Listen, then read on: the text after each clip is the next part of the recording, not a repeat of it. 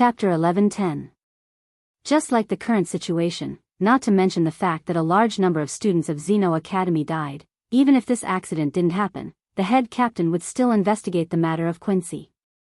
Especially since Barrow admitted that he was Yawach's subordinate, and his origin wasn't simple, he was the captain of Yawach's personal guard.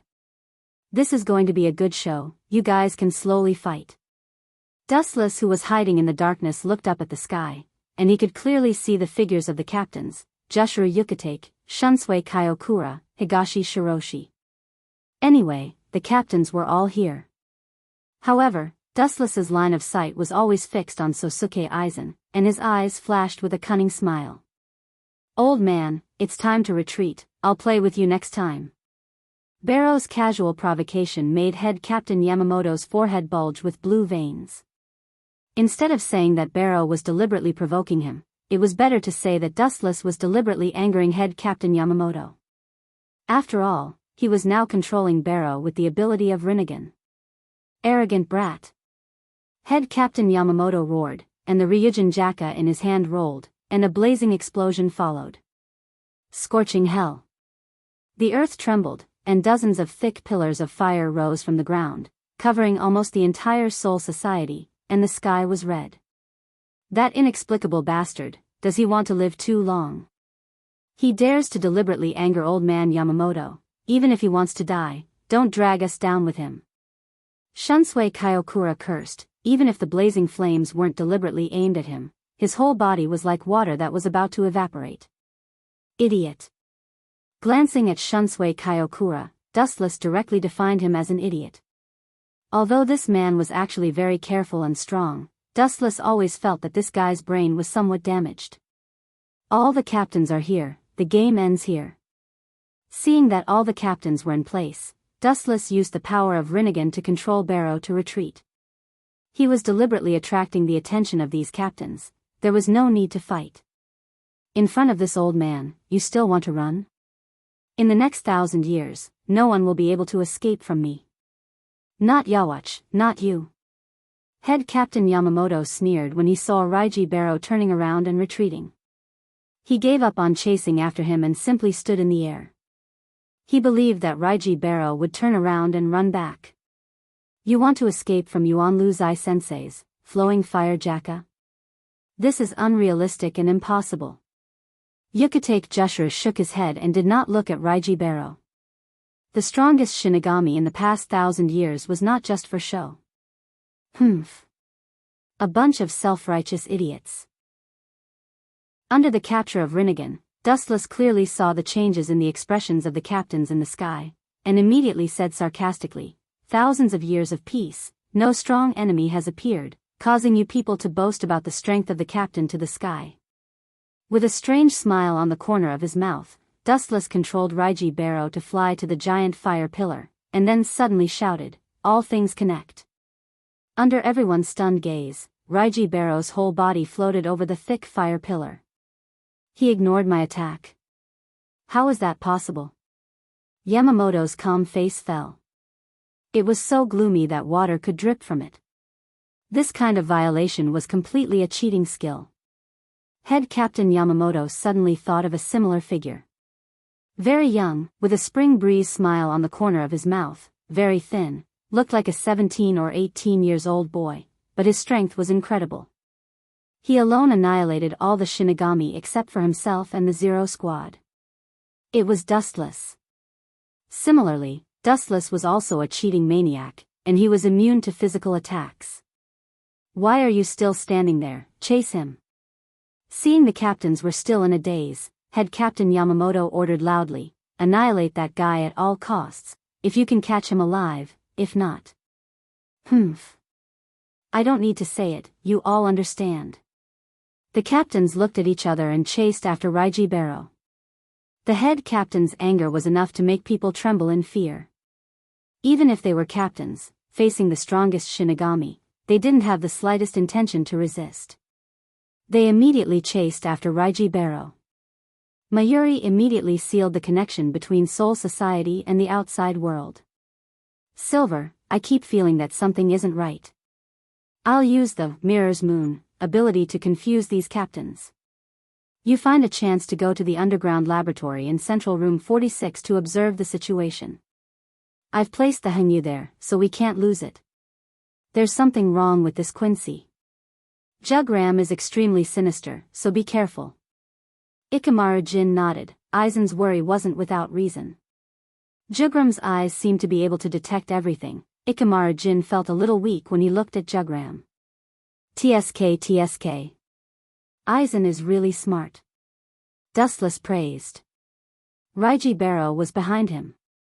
At this moment, in the dark Central Room 46, there was a dead silence, eerie and terrifying. The rotten bones on the ground were clearly visible. There were even a lot of spider webs on them.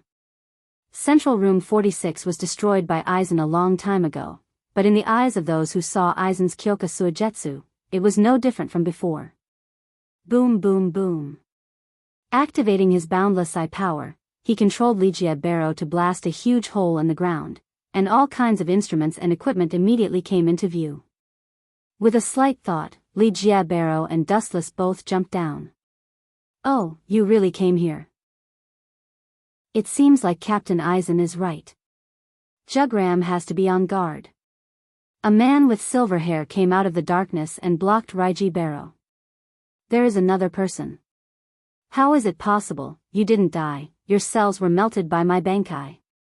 Ikamaru Jin suddenly realized that there was another person with Raiji Barrow. He turned his head and was shocked. Captain Ikamaru Jin, since you saw me, please go to hell. I will take care of Luanju in the future. With a sneer, Dustless didn't hesitate to sentence Ikamaru Jin to death. Chapter 11:11. The smile on Ikamaru Jin's face vanished. Hearing the bone-piercing murderous aura from Wu Chen's mouth, he couldn't help but have goosebumps. This is definitely a ruthless person who keeps his word. It's strange, isn't it? Ignoring Ikamaru Jin's cold expression, Dustless continued, a person who was supposed to be dead suddenly came back to life. No one can accept it in such a short time, but this is the truth. No one in this world can destroy me. No matter what kind of creature he is, there is no exception. His eyes emitted a domineering light. Wu Chen's entire body was shining like the stars in the sky. His eyes were sparkling. You, humph. Hearing these incomparably savage words, Ikamaru Jin was about to ridicule Dustless a few words, but when he thought of his strength that swept away everything, he fell silent again. Among the people he knew, no one was Dustless's opponent. Yamamoto was no match for him, and neither was Sosuke Aizen. Just the scene of Dustless coming back from the dead gave Jin a big fright. Leave Luanju to me. I will help you fulfill your only wish. Dustless's murderous aura disappeared, and his voice became much softer. You have been hiding by Sosuke Aizen's side for so many years, and you want to avenge Luanju. To be honest, your loyalty is touching, but you're not strong enough to do it. That's why, you should give up on the ridiculous idea of taking revenge on Sosuke Aizen. Ikamaru Jin locked onto Dustless like a poisonous snake, and his aura surged. Heido number 88, Flying Dragon Strikes Thief. The thick beam of light came head-on, and the dark basement was incomparably bright.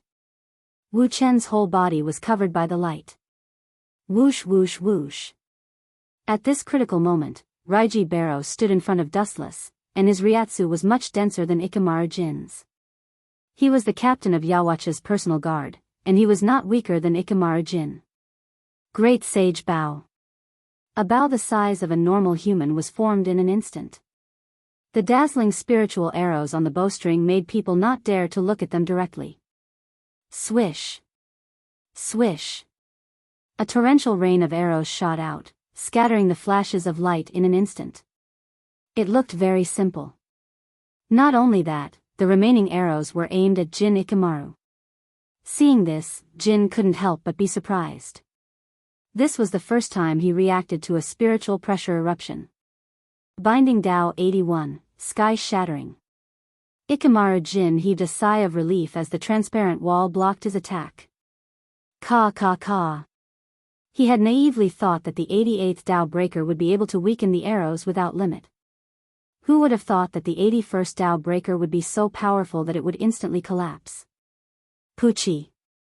Pucci. Pucci. Jin Ikamaru's arms and legs were swallowed by the spirit seed arrows.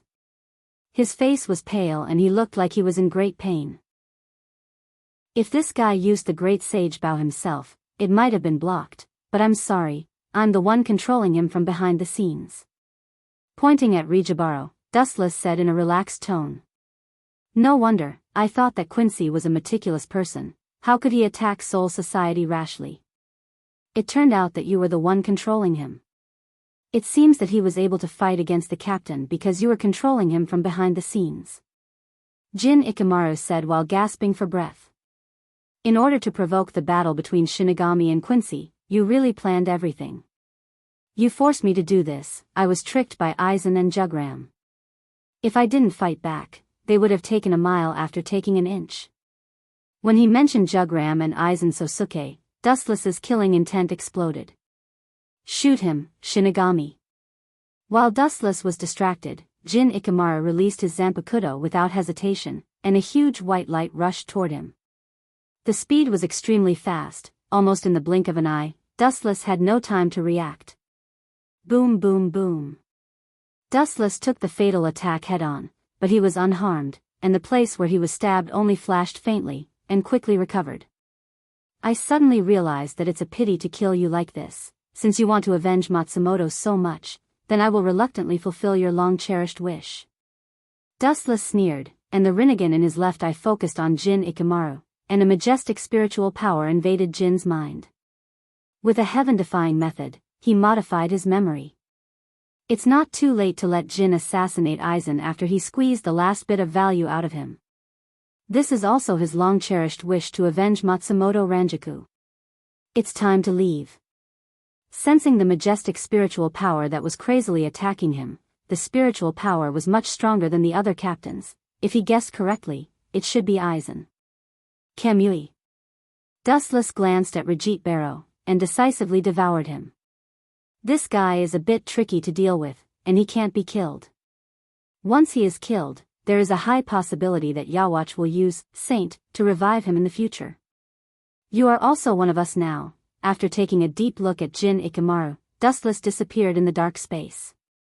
He had already implanted what he was going to say in Ikamaru Jin's mind. With a little provocation, he could ignite the conflict between Aizen and Yawatch. At that time, Shinigami and Quincy, as well as Aizen, would fight again. Dustless can fish in troubled waters secretly. I can't leave so easily. In a corner of Soul Society, Dustless's cold voice sounded, as if he remembered something, and resolutely chose to stay in Soul Society. Because the so-called Wandenrake is actually hidden in the shadow of Soul Society. To put it simply, Wandenrake is actually in Soul Society.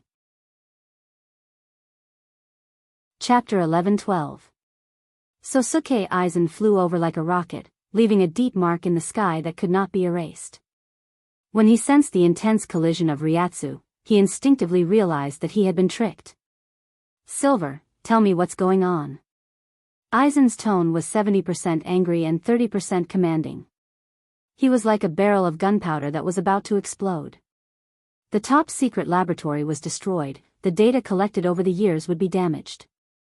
All the specimens were also destroyed, including some of Aizen's most important experiments. It was a heavy loss. Quincy did it, Ikamaru Jin licked his dry lips and said after he recovered. Him? Thinking of Barrow's back, Aizen murderously asked, what's that guy doing? He must have a goal. It seems like he's looking for Hogyoku. Ikamaru Jin paused as his memory was changed by Dustless. These words were naturally made up to trick Sosuke Aizen. It's just my personal guess. Maybe he attacked us for something else. After all, Hogyoku isn't good for Quincy. Hogyoku contains the power of Hollow and Shinigami. Hollow's power is fatal to Quincy. Ikamaru Jin said. He was obviously taking a step back. Humph. It's normal for Jugram to be scheming. Aizen believed Ikamaru Jin's words. His hoarse voice was filled with hatred for Quincy. He sneered, since Quincy dared to steal my Hogyoku, then don't blame me for being ruthless. Ikamaru Jin was surprised and asked, Captain Aizen, You mean to expose Jugram's Wandenrake? Of course. Aizen Sosuke laughed sinisterly, his tone laced with hatred. Not only will I reveal the whereabouts of Wandenrake and Jugram, I will also personally lead the head captain to exterminate those evildoers who have harmed the world. Since Quincy was willing to betray him, then even if they wanted to cut ties with him, Aizen could also abandon them. Inevitably, Aizen's words were transmitted to Dustless's mind through Ikamaru Jin's ears. Phew, it took me so much effort. It seems that Aizen is finally going to bare his fangs against Wandenrake. His perturbed heart calmed down, and Wu Chen's mouth hung a light smile like a spring breeze. Plotting against Aizen, Wandenrake, and occasionally flirting with Candace and Bambietta had become his life. Although it was boring, it was very comfortable. Without Yawach's help, Wandenrake's destruction is only a matter of time. Wu Chen said indifferently like a breeze. His simple tone was like an insect, very casual and insignificant. Jugram was much more benevolent than Yawach, and it was still a mystery whether his strength could surpass Yamamoto's. After taking a deep look at Quiet Soul Society behind him, Dustless disappeared. Time passed quickly, and 3 days passed in the blink of an eye. During this time, Aizen secretly reported Quincy's whereabouts to Yamamoto, saying that they found him accidentally. This news shocked Yamamoto. After confirming that there was no mistake, Yamamoto decided to gather the elite Shinigami to attack Wandenrake and completely destroy them. However, it was obvious that Yamamoto was wrong. Quincy had been in Soul Society for many years, and Jugram was the first to launch an attack on the Shinigami. Of course, if possible, Jugram wanted to just let it go. However, Soul Society wouldn't let them go. The older generation of Shinigami, led by Yamamoto, almost regarded Quincy as a chronic pain. They couldn't wait to pull out their swords and immediately kill him. Now that Ligia Barrow dared to sneak attack Soul Society, Yamamoto naturally wouldn't let Quincy off easily. This was destined to be another bloody storm. TSK, what a pity. From the beginning to the end, Soul Society was the one who lost. The Shinigami couldn't take advantage of them. Dustless smacked his lips in pity. The key factor was Yawach. Right now, these Quincy were just pawns. It did not matter if they were killed now. In the future, Yawach could resurrect them all with just a thought. Therefore, it didn't matter if Quincy was completely wiped out. They could afford to hurt Quincy, but they couldn't afford to play with the Shinigami. They only had one life. I wanted to experience the power of omniscient and omnipotent, but time is a bit tight. I'll see next time. After sighing, Dustless quietly left and began to hunt down the members who were given the Holy Script ability by Yawach. These people were actually Yawach's nourishment. One day, Yawach would extract their abilities to perfect itself. Therefore, Dustless decisively chose to implant something special in all of their bodies. When Yawach devoured their souls, it would be a welcome gift to Yawach. After the members of the Sternritter fell, their souls and the ability of Holy Script would all belong to Wabuk. As long as Dustless placed the transcription seal in the bodies of those members in advance, everything would be fine. At the same time, in another corner of Soul Society, an unknown event was happening. There were only a few people, but the scene was extremely lively. If it weren't for the people on both sides deliberately stopping them, they would have already started fighting. Chapter 11-13. On one side was the Masquerade Corps led by Tera Masako, and on the other side was Urahara Kisuke and 4 Maple Quartz EE. Get out of my way. 8 Persimmon growled in a low voice. His eyes flickered with cold light, and his killing intent surged like a wave. Soul Society killed our companions, and they must pay with their blood. Of course, that Aizen Sosuke is no exception.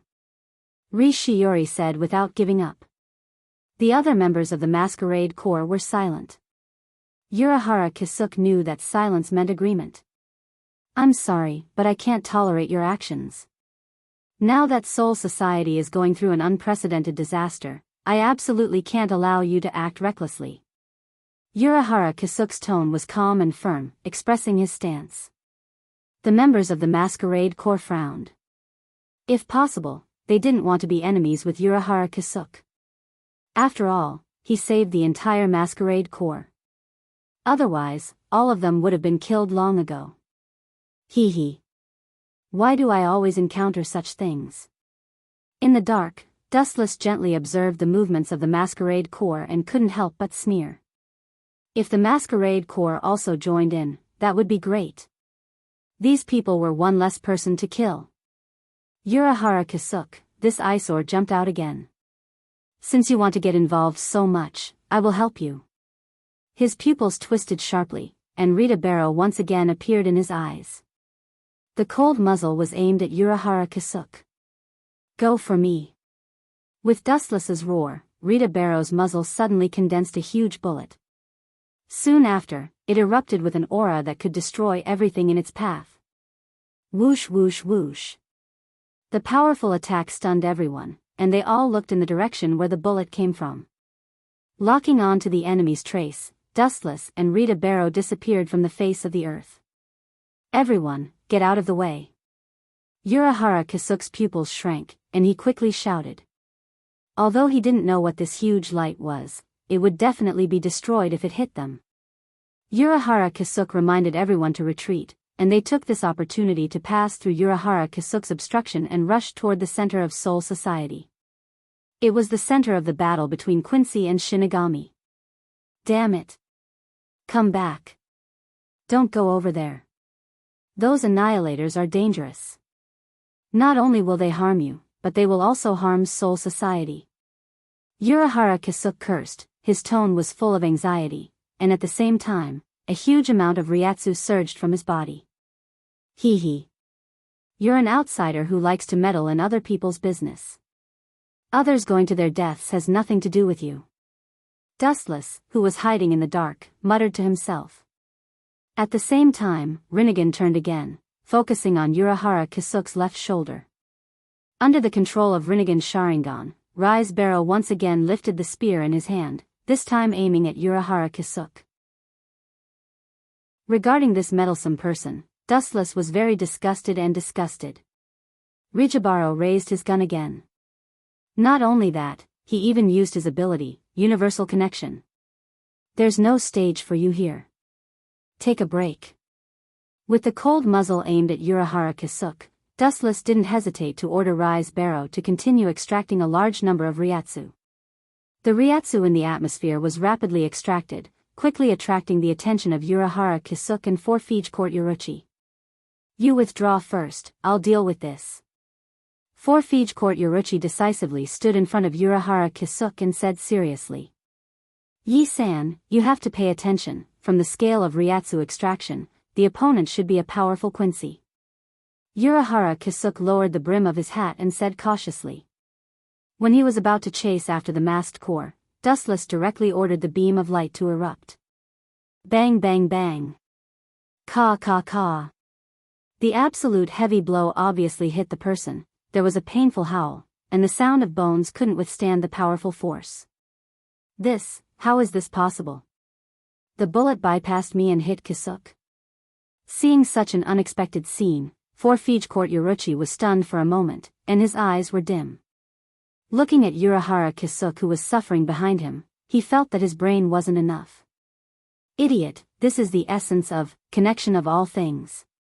No matter if there is something in front of you or not, anything that is targeted by Rise will be hit. Dustless sneered and looked at Rise Barrow with more and more satisfaction. No wonder Quincy calls Yawatch God every day, and this guy calls himself God's messenger. This kind of ability is indeed heaven-defying.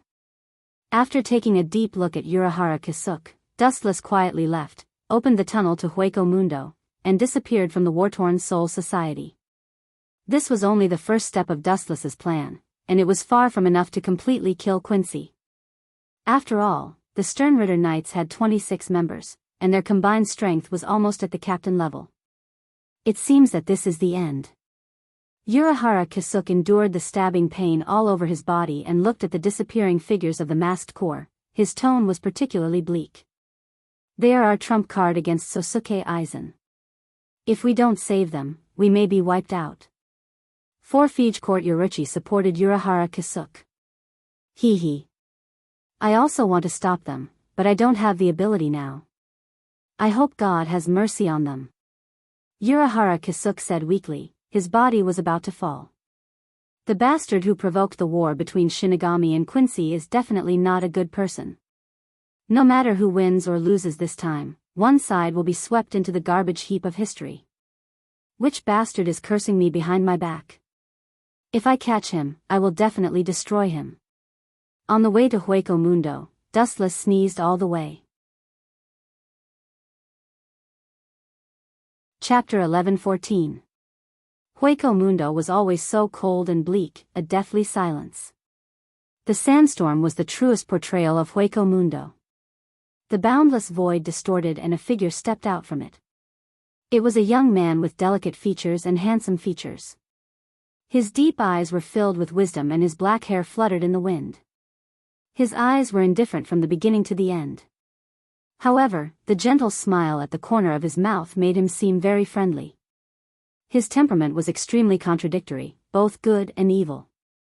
It was as if he could call you brother in 1 second and go through a mountain of swords or a sea of fire, but in the next second, he could turn hostile and stab you in the back. It was always hard to tell what he was thinking. Young master. Haribel, who had been notified in advance, called out. Her voice was very clear and pleasant.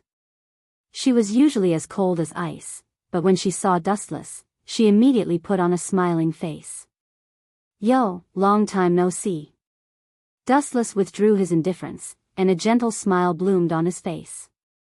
He had always treated those who sincerely supported him with sincerity. Voids and Shinigami were no different in his eyes. On the contrary, Dustless preferred voids because they were easy to tame. Compared to the Shinigami of Soul Society, Dustless believed that great voids were much easier to communicate with. If he showed more strength than the other party, most voids would submit. Ever since Dustless wanted to capture Eastern Sage to Soul Society, and because of Dustless's calculations, Haribel became the uncrowned king of Hueco Mundo. And because of Dustless's calculations, Sosuke Aizen trusted Haribel without a doubt, and gradually replaced Eastern Sage, who used to be his right-hand man. Sosuke Aizen was relieved to leave Hueco Mundo to Haribel. How have you been recently? After landing, Dustless was not in a hurry to ask about Hueco Mundo. Instead, he was very concerned about Haribel. A qualified leader should first know how to win the trust of his subordinates, and not use them without limits. A small stream flows a long stream. I'm fine. Haribel nodded and replied calmly. Hearing this, Dustless smiled. Even though Helibel hid it very well, Dustless could still clearly see the gratitude in her trembling voice.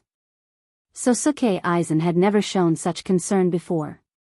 How's the thing I told you to prepare? Changing the topic, Dustless asked, now that you've become the king of Hueco Mundo, you should know the people I'm talking about like the back of your hand. Dustless was talking about the great voids at the level of Vastolord, Stark, Ulquiorra, Helibel herself, and a female Vastolord. Her name was Niru. Ulquiorra and Stark are both loyal to Sosuke Aizen. I'll find an opportunity to kill them both. As for Nero, the image of a little loli appeared in his mind. Dustless said softly, if the method is used properly, she can be pulled into our camp. In fact, Dustless didn't intend to recruit subordinates. He knew that he could defeat Shinigami by himself, but after seeing Quincy's numbers, Dustless's heart was destroyed. Not to mention anything else, Dustless didn't expect them to fight. At least, he needed a few subordinates to gather information for him. This was the most basic thing, so he didn't want to be a headless fly that had to do everything by himself. He even had to gather information by himself. Her. A green-haired Great Void's figure appeared in Haribel's mind. She pondered, her strength is indeed good, but she hasn't betrayed Sosuke Aizen, that hateful man. Approaching her rashly might backfire. Unlike other Great Voids, Nero was very kind. Sosuke Aizen once used a trick to save her, so she was almost loyal to Sosuke Aizen, comparable to a stubborn person like Ulquiorra. Haribel. Take a long-term view. If there are no conditions, we can create them. If Sosuke Aizen can save Nero, we can also make her betray us. Dustless smiled confidently. He was a transmigrator and could predict the future. His advantage was self-evident. If he couldn't even defeat Sosuke Aizen, he might as well find a deserted place and kill himself. Harabelle's eyes were shining. She said, "I understand, master. I'll go and sneak attack her, then you come out and save her." Sosuke Aizen used this old-fashioned method to trick Nero. This old-fashioned method sometimes works, but sometimes it's self-defeating and not suitable. And Nero isn't a 3-year-old child, she'll definitely be exposed. Dustless knew that Nero hadn't been attacked by Nutla yet. Her memory and body hadn't deteriorated. She was very smart now. That's right. Dustless's eyes lit up. After Harabelle's reminder, he suddenly thought of a feasible plan to drag Nero into the water. That idiot called Nutla remembered that Nero was very dissatisfied. He can use it. Dustless sneered and thought of a plan in an instant. Yes, he has always looked down on female voids. He's as arrogant as Grimjow, who was killed by Master. When mentioning Nutla, Harabelle's face was cold. Amira Juches wasn't worth mentioning to her, but even so, Nutla didn't know what was good for him and deliberately provoked her. Not only did he provoke Nero, but Harabelle also provoked him. She wasn't afraid of Nutla. Vasto Lord could easily crush a Juches. She was too lazy to deal with Nutla because she didn't want to cause trouble. But some people thought that this was a disguised fear, so they took advantage of it. That's just right. After using him, I'll take the opportunity to kill Nutla and purify the world. In the sandstorm, Dustless and Harabelle's figures drifted and disappeared in an instant. Chapter 11:15. Las Noches Palace was dark and depressing. After Helibel became the new uncrowned king, all the big and small affairs were completely handled by her. "Humph, a female void is so arrogant, one day I will kill you too." Nutla's eyes were full of greed, circling around Helibel and Nero. He was an Ajuches, and he was fascinated by the legendary Vasto Lord. All voids yearned to reach that level, and the arrogant Nutla was no exception. "If I devour 2 Vasto Lord, I will definitely break through the bottleneck and advance to Vasto Lord." His eyes were full of greed, and Nutla was daydreaming. In the vast expanse, he seemed to have seen the day he became Vasto Lord. In a secret room in Las Noches Palace. "What did you say? How could it be? How could Aizen abandon her?" "That guy is Vasto Lord." Nutla asked with wide eyes, looking at Helibel in disbelief. His face was full of doubt, and his first thought was that Helibel deliberately lied to him. Nero is too kind, not suitable for battle. Therefore, Lord Aizen decided to abandon her, and let you secretly kill her and then devour her. Helibel repeated, her tone indifferent. These words were naturally ordered by Dustless to say by Helibel. It was very cost-effective to get rid of Nutla, an eyesore cockroach, and at the same time to pull Nero to their side. By the time Aizen realized it, his 10 blades had already been shattered into pieces, turning into nothing more than a bubble. "Are you not willing? After you devour Nero, Lord Aizen will do everything to help you enter Vasto Lord. After all, you have the greatest potential among all the Ajuches." Helibel said softly, her voice full of endless magic, bewitching Nutla. He seemed to be bewitched, his throat choked, and his body trembled slightly. Willing, of course I am willing." Nutla said quickly, slandering in his heart, "Do you think I am stupid? This kind of beautiful thing, only an idiot would not be willing." But, as if thinking of something, Nutla said unwillingly, "But Nero is a real Vasto Lord. If she really fought seriously, I would definitely not be her opponent." Although very unhappy, Nutla had to admit that he was not Nero's opponent. The gap between the two was too big. "That is your own business. The road has been pointed out. Whether you can do it or not depends on your ability." Helibel said indifferently. Hearing this, Nutla's expression, and began to think about how to plot against Nero. He didn't doubt Harabelle's words because Nero was that kind of person. She wasn't suited for battle and was too kind. She was the complete opposite of Hollow's nature. Therefore, Netera wouldn't be surprised if Sosuke Aizen kicked her out of the battle. The key was the method. Young master, I've already explained everything according to your method. As for Nutla's final move, I don't know. Inside Las Noches Palace, Dustless leisurely leaned on a chair, very comfortable, his face intoxicated. Don't worry, he will definitely attack Nero. I know that kind of arrogant person too well. Dustless waved his hand, indicating that Hellable did not need to worry. Nutla's mantis form was extremely arrogant, even more so than Grimjow, who was killed by Dustless before. He liked to call everyone trash. He is not reconciled. When facing Nero, he always has disdain in his heart, but he can't admit that he is not Nero's opponent, so he will use other despicable means. This is the essence of Nutla. Hellable nodded involuntarily. It was not so much the essence of Nutla, but the essence of Nutla. An evil soul like Nutla was originally born from negative emotions. Boom boom boom.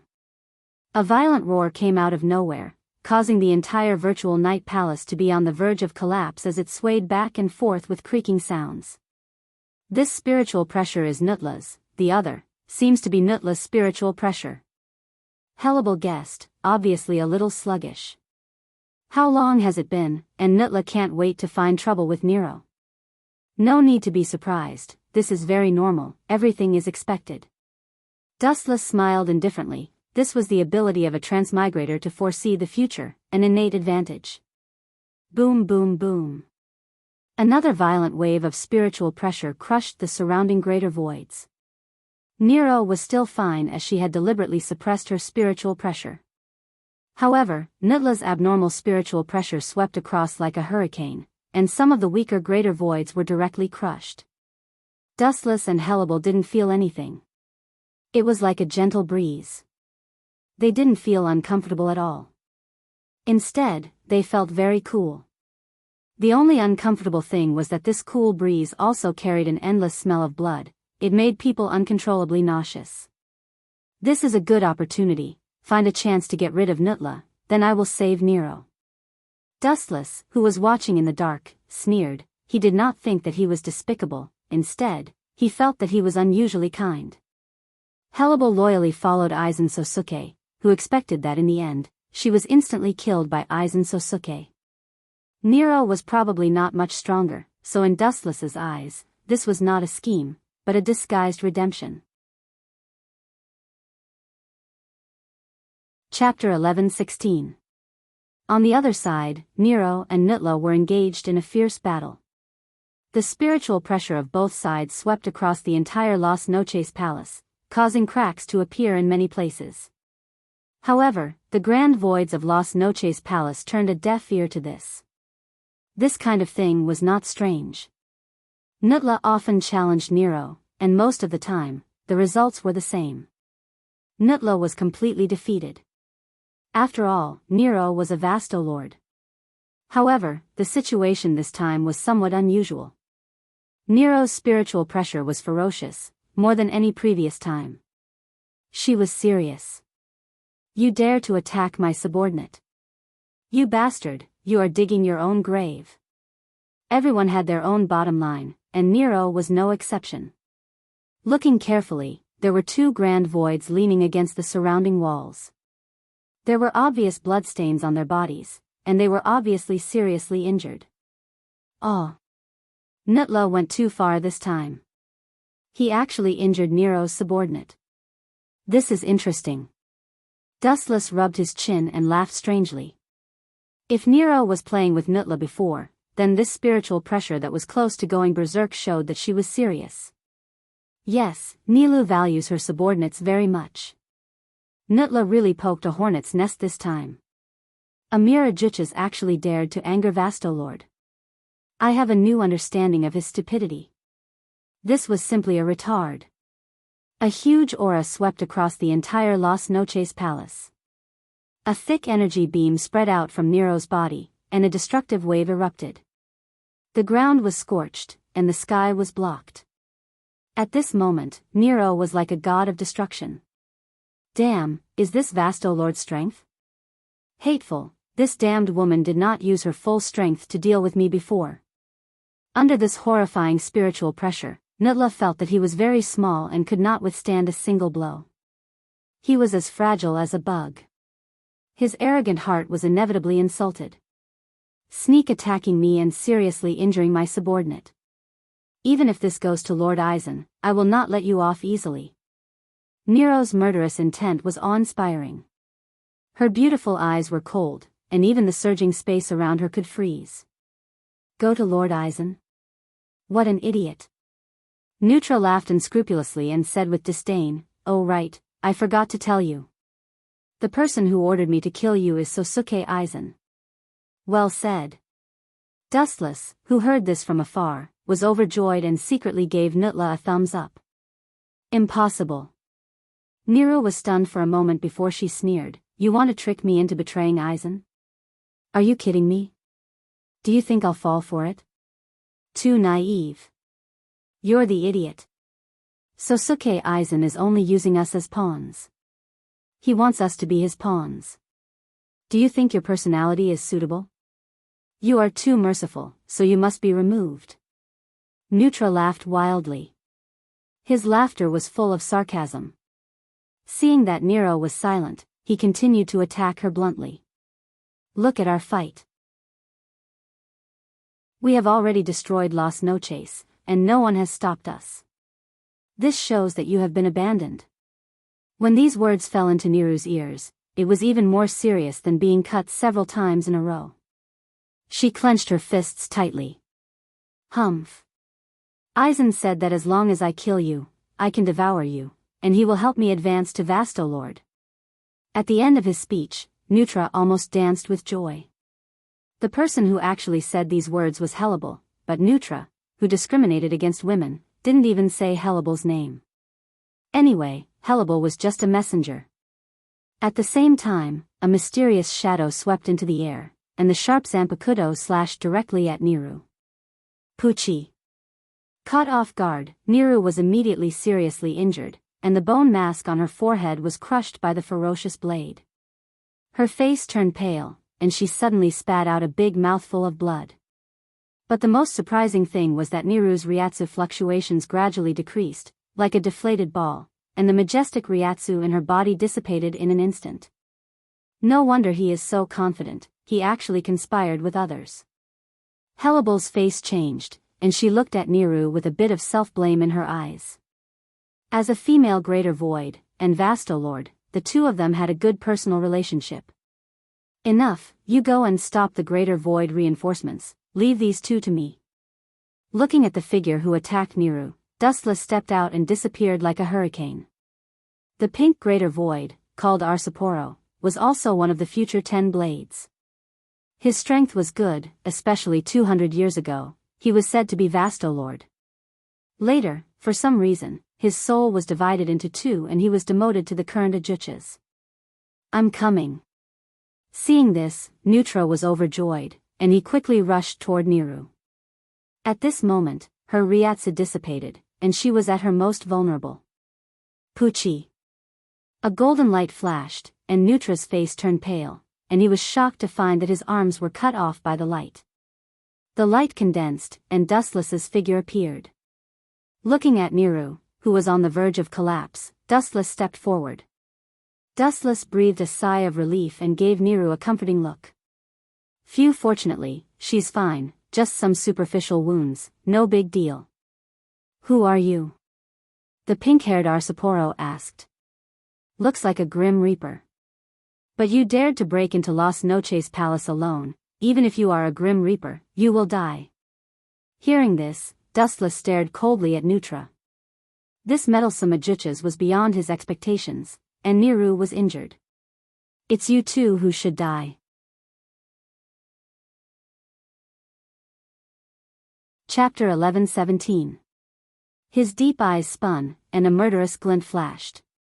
Nutla and Sal Apollo's hearts skipped a beat. They knew that things were not going well. Those ferocious red eyes seemed to want to annihilate their souls. They were in extreme pain as if they were being burned by the invisible fire of the Red Lotus. They were almost melting. Nutla and Sal Apollo saw this and took a step back. Even though Dustless did not have any Ryatsu fluctuations, his glance was enough to make them tremble in fear. The two of them could not help but break out in cold sweat. Bastard! After taking a step back, Nutla, who realized what had happened, was shocked and angry.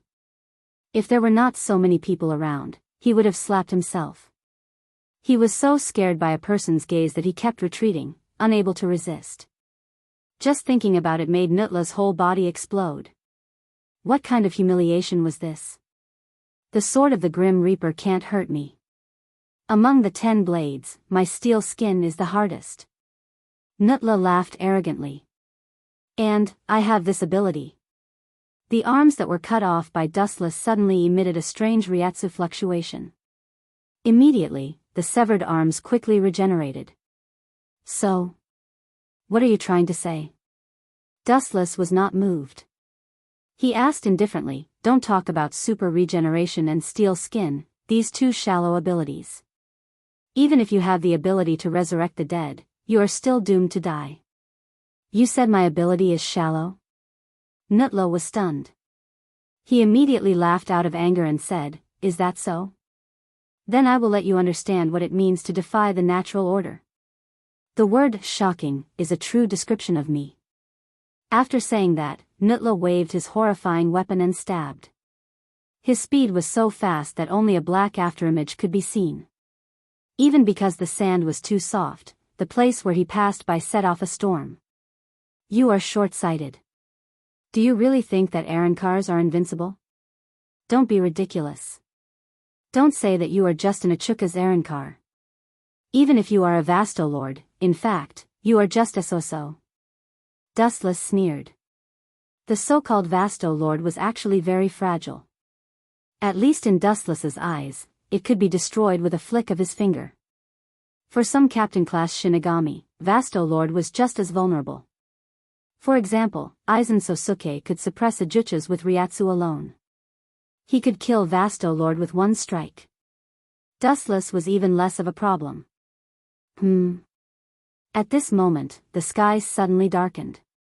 Dustless suddenly looked up and saw a figure wielding a large saber descending from the sky.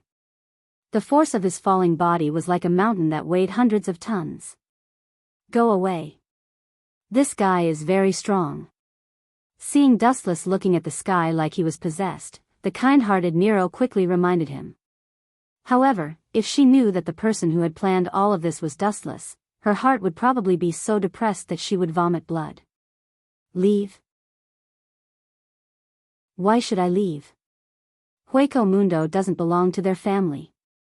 Glancing at Nero indifferently, Dustless remained calm. The chakra in his body surged, and a giant Tengu was formed in the blink of an eye. Ken Susanu.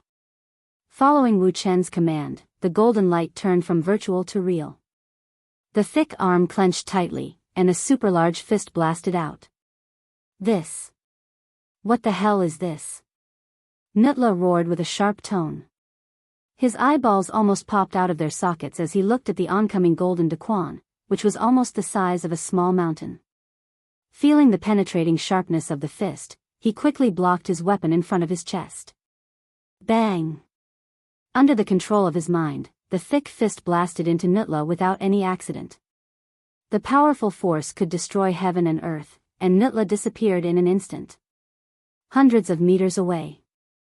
Nutla was lying on the ground in a sorry state. His bones were shattered, and only his internal organs and head were intact. The rest of his body had been crushed. What kind of monster is that? Lifting his head with difficulty, he saw the terrifying Tengu armor, sensed the heart-palpitating power, and the injuries all over his body. Nutla's self-esteem collapsed in an instant. I must tear you apart alive, I must. Nutla gnashed his teeth and said hatefully, revealing a hysterical madness in his words. Listening to this determined tone, it seemed that he wanted to perish together with Dustless. However, he didn't have the chance.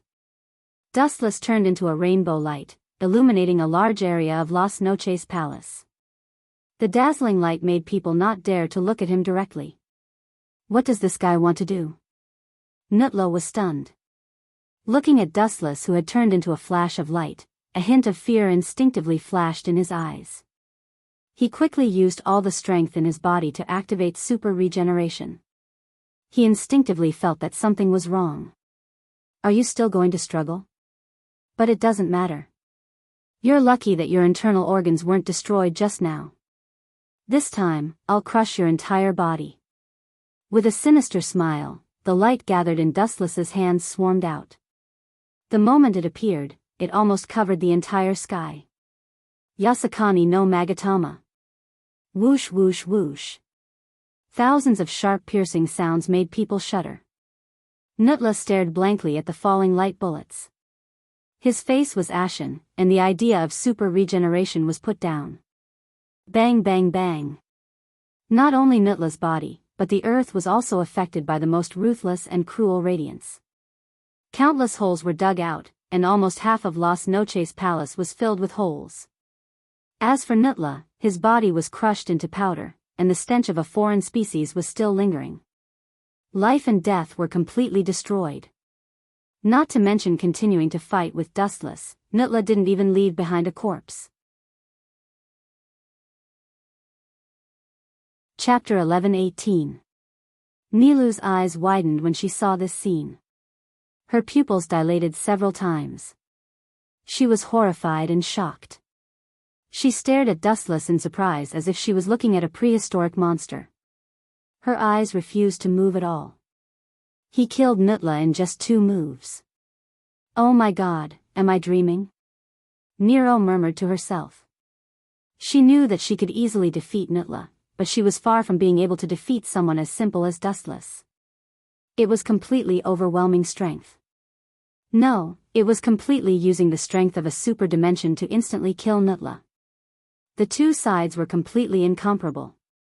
Strange, when did such a person appear in Hueco Mundo? Nero's eyes glowed, and her face showed deep curiosity. Sal Apollo's face was full of disgust. In terms of strength, Nutla was still above him. Although he used to be Vastolord, that was almost 200 years ago. Right now, he was just a weak Ajuchas. Nutla was the best example. He did not even have the time to release his blade before he was killed by Dustless. Only 2 moves. No, only 1 move. In Sal Apollo's view, the last move, Yasakani no Magatama, was completely unnecessary. It was just a casual move, and he did not even make a move, but Nutla was instantly crippled. How do you feel? After approaching Nero and seeing that she was safe and sound, Dustless smiled and said, "This is just a small injury. There is no need to worry about it." Nero nodded and looked at Dustless gratefully. She solemnly thanked him and said, "If it wasn't for you, I would have been killed by those 2 despicable guys." And Nero's eyes rolled around Dustless. She said in surprise, "It is really rare to see a greater void like you." Void? Hearing this, Dustless shook his head helplessly in his heart, thinking that Nero was really kind and naive. Idiot, he's not a void. He's a Grim Reaper through and through. Therill said cautiously. He unsheathed his Zanpakuto and aimed it at Dustless. "Let's put our personal grudges aside and work together to kill this Shinigami. Since you are loyal to Aizen, you should know that his enemy is the Shinigami." It would have been better if Sal Apollo had not said anything. Now that Sal Apollo had mentioned it, Nero was instantly enraged. The majestic spiritual pressure that had disappeared earlier was now completely restored, and it pressed down on Sal Apollo with an overwhelming force. The waves were endless like the sea, wave after wave, and they were endless. Ka ka ka. Unable to withstand the destructive and suffocating spiritual pressure, visible cracks began to appear on the steel skin on Sal Apollo's body. "Aizen? I want to kill him." Nero's words were shocking. She turned her head to look at her subordinates who were in a terrible state, and her dormant killing intent erupted. People have reverse scales, those who touch them will die. Now that Sosuke Aizen indiscriminately sent people to kill her, Miru naturally wouldn't just sit there and wait for death. TSK. It seems that my efforts were not in vain. I'll have to provide free labor in the future. Dustless said happily. Looking at Nero's hateful expression, he sighed that women were indeed creatures who could distinguish between kindness and hatred. Towards betrayers, they all harbored a deep-seated hatred. Of course, betrayal was actually nonsense. It was just that Dustless had plotted against Neutra once. Caw caw caw. The void instantly twisted into a whirlpool, and a pink light appeared. The extremely dense energy fluctuation attracted Dustless and Nero's attention. Is this Wang Su's flash? Nero's pretty face was extremely ugly, and crystal-clear beads of sweat fell from her forehead. Normally, she would not be afraid, but now, she was powerless to deal with it. She involuntarily looked at Dustless. Thinking of his exaggerated strength, Nero calmed down a lot. Dustless was far stronger than her, so destroying Void Flash was naturally a piece of cake for him. It was just a small matter. Go to hell, you two eyesores. Feral Apollo said hatefully. He exerted his Ryatsu, and the pink Void Flash grew bigger and bigger. Whoosh whoosh whoosh.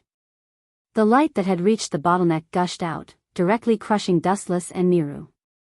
Its power was extremely powerful.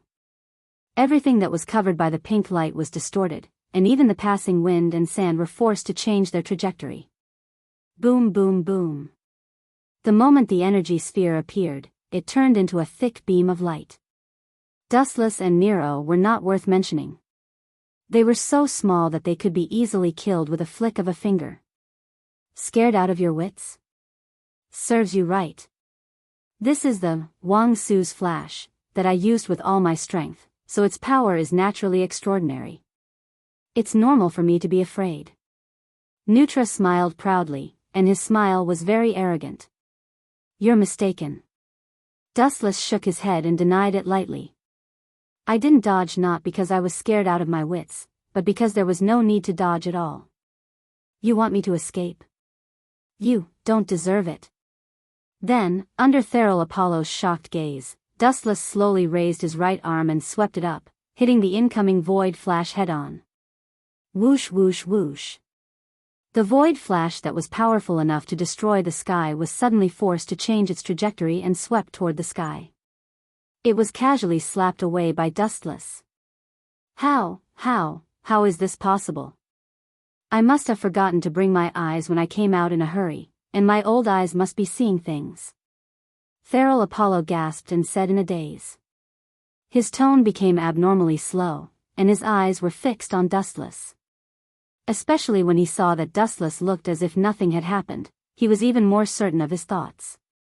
It was definitely an illusion.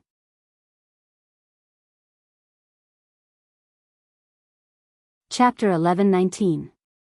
Sal Apollo's face alternated between red and purple as he clenched his fists tightly. Whether it was an illusion or a dream, he had to admit that the Dustless in front of him was a super god. Damn it, if I'm dreaming, it should be my dream. Why is he so strong in my dream? This isn't fair. Sal Apollo cursed in his heart. He felt powerless, and even though he tried to suppress the fear in his heart, his pale face betrayed him. This was the first time he had witnessed such a miraculous scene. Flash had sent Wang Su flying with a single hand. Boom! Boom! Boom! At the same time, a deafening roar came from the sky, and a pink light covered the sky within a few kilometers, creating a large vacuum. TSK TSK. If this Void Flash didn't explode, you would have thought that I did something to it. No, you would have thought that you overslept. Looking at the dumbfounded Sal Apollo, Dustless teased. While speaking. His words were full of sarcasm and disdain. Don't be so smug. Hearing this, Sal Apollo's face changed greatly. He had always thought of himself as superior, so how could he stand being mocked by Dustless? He was the most outstanding scientist in Hueco Mundo, and no one had ever dared to speak to him in such a disdainful tone. Even Sosuke Aizen spoke to him as if he was equal. He's very strong, and his body is very unusual. Be careful. Seeing Dustless's arrogance, Nero had to remind him, he's not as simple as he looks on the surface. I remember that about 200 years ago, he was a complete Vastolord. Later, for some reason, his soul suddenly split into two, and his strength fell to a jutches. Humph. It's too late to say anything now. This blind death has angered this genius. He must pay the price to appease my anger, his life. Seeing that Nero had revealed his identity, Sal Apollo immediately clamored. His arrogance made it seem as if he would kill even the King of Heaven. I know. Dustless nodded. His next words made Nero and Sal Apollo vomit blood. He said, if it weren't for the lack of time, I would have dissected him and observed him. His soul can be divided into two. He's not simple. Dustless's tone was full of praise. To be able to split one's soul into two independent existences, he knew that he could not do it. He was somewhat impressed by Sal Apollo. You want to dissect me? Thar Apollo ignored all the bullsh tea that Thar Apollo had spouted. Thar Apollo's handsome face was contorted as he roared, even if your head captain is here, he won't be able to save you, you bastard. Dustless's eyelids didn't even twitch when he felt the murderous aura coming at him. He directly ignored it. After glaring at Dustless fiercely, Sal Apollo suddenly took out a bottle of medicine. Dustless looked at it coldly and put it to his mouth. Stop him. Nero hurriedly urged Dustless, Sal Apollo is a mad scientist. His research will definitely change the outcome of this battle. Let him do what he wants. Dustless was indifferent. He said nonchalantly, I'm looking forward to seeing what effect the medicine will have on him. Nero didn't know whether to laugh or cry. She was sure that after Sal Apollo swallowed the pill, his strength would at least increase by a few dimensions. Kakik. Ha ha ha, Sal Apollo roared with arrogant laughter. Then, a majestic spiritual pressure seemed to descend from the sky. It was so oppressive that it was difficult to breathe. Nero looked at Sal Apollo in horror. Suddenly, a terrifying thought flashed through her mind. Could it be that he has recovered all his strength from before? Looking at Sal Apollo, Nero's eyes flashed with astonishment. She could clearly feel that Sal Apollo's spiritual pressure was rapidly expanding, surpassing her at her peak. After all, Sal Apollo was Vasto Lord more than 200 years ago. I really don't know what you are afraid of. Just because he is Vasto Lord and has recovered his peak strength? Don't just limit your vision to Vasto Lord. Set your sights higher. There are many existences in this world that are stronger than Vasto Lord. For example, Sosuke Aizen, who you used to work for. Dustless explained calmly, turning a deaf ear to the immense spiritual pressure emanating from Sal Apollo. TSK. Don't tell me you are at the same level as Sosuke Aizen. Sal Apollo sneered. His eyes were full of arrogance. He closed his eyes and felt the spiritual pressure in his body. The trump card is usually used last. This is the price you have to pay for angering me. With a sneer, Sal Apollo took a step forward. He was as fast as lightning, and then he attacked. So fast. Nero was shocked. She could only see a faint afterimage. That exaggerated speed was beyond her detection ability. Whoosh. In an instant, the storm suddenly disappeared. It evaporated into thin air. She couldn't sense the spiritual pressure anymore. Where did he go? Nero's expression changed. She was on guard. She looked around and focused on searching for Sal Apollo's spiritual pressure. Behind your body, Dustless reminded her indifferently. Nero was stunned when she heard that. She turned around and saw Sal Apollo. TSK. Death God, your reaction is quite fast. Sal Apollo, who was behind him, was surprised. Then, he mocked arrogantly, but you still have to die. Bastard, when did it start? At that moment, a sharp pain suddenly spread throughout his body. Sal Apollo screamed. Chapter 11:20. Sal Apollo was shocked. Following his line of sight, one could clearly see that there was a golden sword stabbed into his abdomen. It was sharp, and the blade was emitting a dazzling golden light. Just looking at it would cause one to feel a stabbing pain in one's eyes. It was Dustless's personal artifact, the sword of heavenly clouds condensed from the glint fruit. When did this happen? I didn't see you do anything. Sal Apollo murmured as his monstrous body trembled. When? This sentence and this question are too funny. Dustless was very calm, and then he sneered in disdain. Indeed, as you said, I didn't do anything. You were the one who foolishly bumped into me. Haha. These words made Nero laugh. Looking at Sal Apollo's flushed face, she felt particularly happy. Stop bullshitting me. Sal Apollo's face turned red as he quibbled. His suffocating and despairing aura locked onto Dustless, and a beast-like ferocious glint flashed in his eyes. Or it could be said that he was an out-and-out beast. His whole body was covered with a thick bloody light. Enduring the pain all over his body, he forced himself to retreat. Every time he moved, his body would be in extreme pain. This damn thing is still hot. Sal Apollo was in unbearable pain. The scorching light of the sword of heavenly clouds was eroding his body. His internal organs were scorched, and his life force was reduced without limit. Bastard! Sal Apollo said fiercely, and his sharp roar sounded like he wanted to cut Dustless into pieces. Seeing that you are in so much pain, I will be a good person and help you. Looking at Sal Apollo, who was trying to break free from the sword of heavenly clouds but was in so much pain that his whole body was cold, Dustless chuckled, and his left eye suddenly turned white. The Tensigan descended. He gently raised his right hand and aimed at Sal Apollo's abdomen, and the chakra in his body began to dance. What? You want to hit me with such an ordinary fist? Do you think I am a human? No, this kind of ordinary fist can't even kill a human, let alone me, who was a top great void realm expert of Vasto Lord 200 years ago. Looking at the ordinary fist, Sal Apollo expressed his disdain. The corner of his mouth curled up into a mocking smile. Is that so? Then please give it a try. Dustless smiled strangely, and the Tensigan rotated rapidly, injecting all the eye power into his fist. Bang bang bang. An unparalleled repulsive force exploded, instantly blowing up half of Sal Apollo's body, leaving only the lower half. Oh. I wanted to play with you until the end, but it seems like I used too much strength. Dustless said with a face full of self-blame.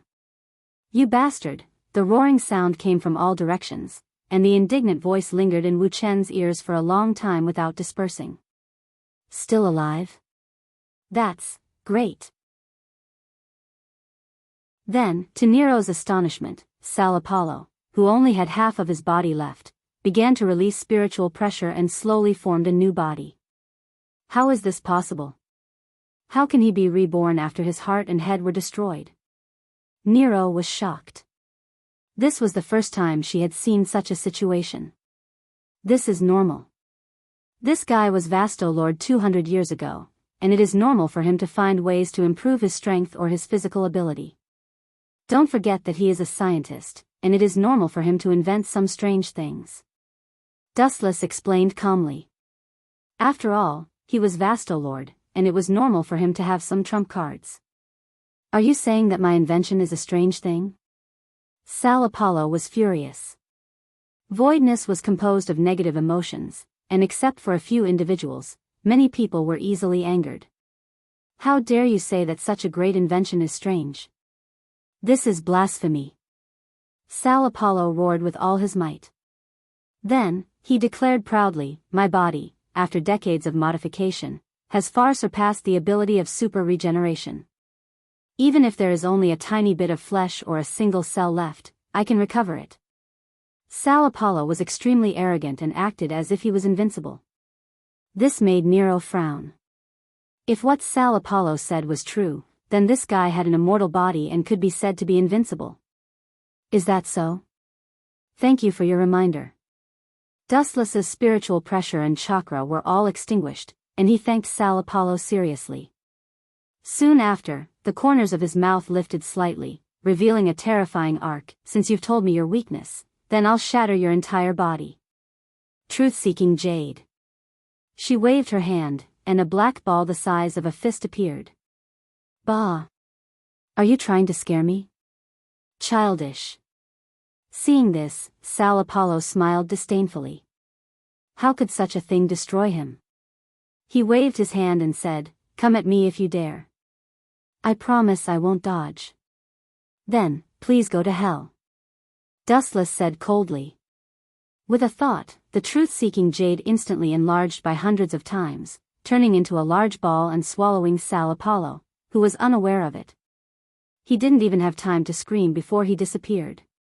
Now, except for Baligan, the king of Hueco Mundo, who was killed by Dustless last time, there was one less Vasto Lord. Won't Aizen Sosuke vomit blood from depression? Dustless thought to himself. Baligan had been killed, and so had Grimjow, and Nutla just now, and Sal Apollo were no exception. Hellable used to be Dustless's secret chess piece, and now Nero had been betrayed by him. Aizen Sosuke's 10 blades were in pieces.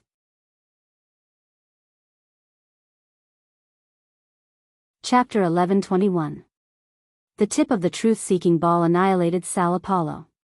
He was too careless to fight back, or rather, he didn't care at all. No one would have thought that such an ordinary-looking little sphere would be so terrifying. It was able to turn everything it came into contact with into ashes. The strangeness of it surpassed any of the techniques used in the world. Nero had never seen such a shocking trick before. She knew that Sosuke Aizen couldn't do it.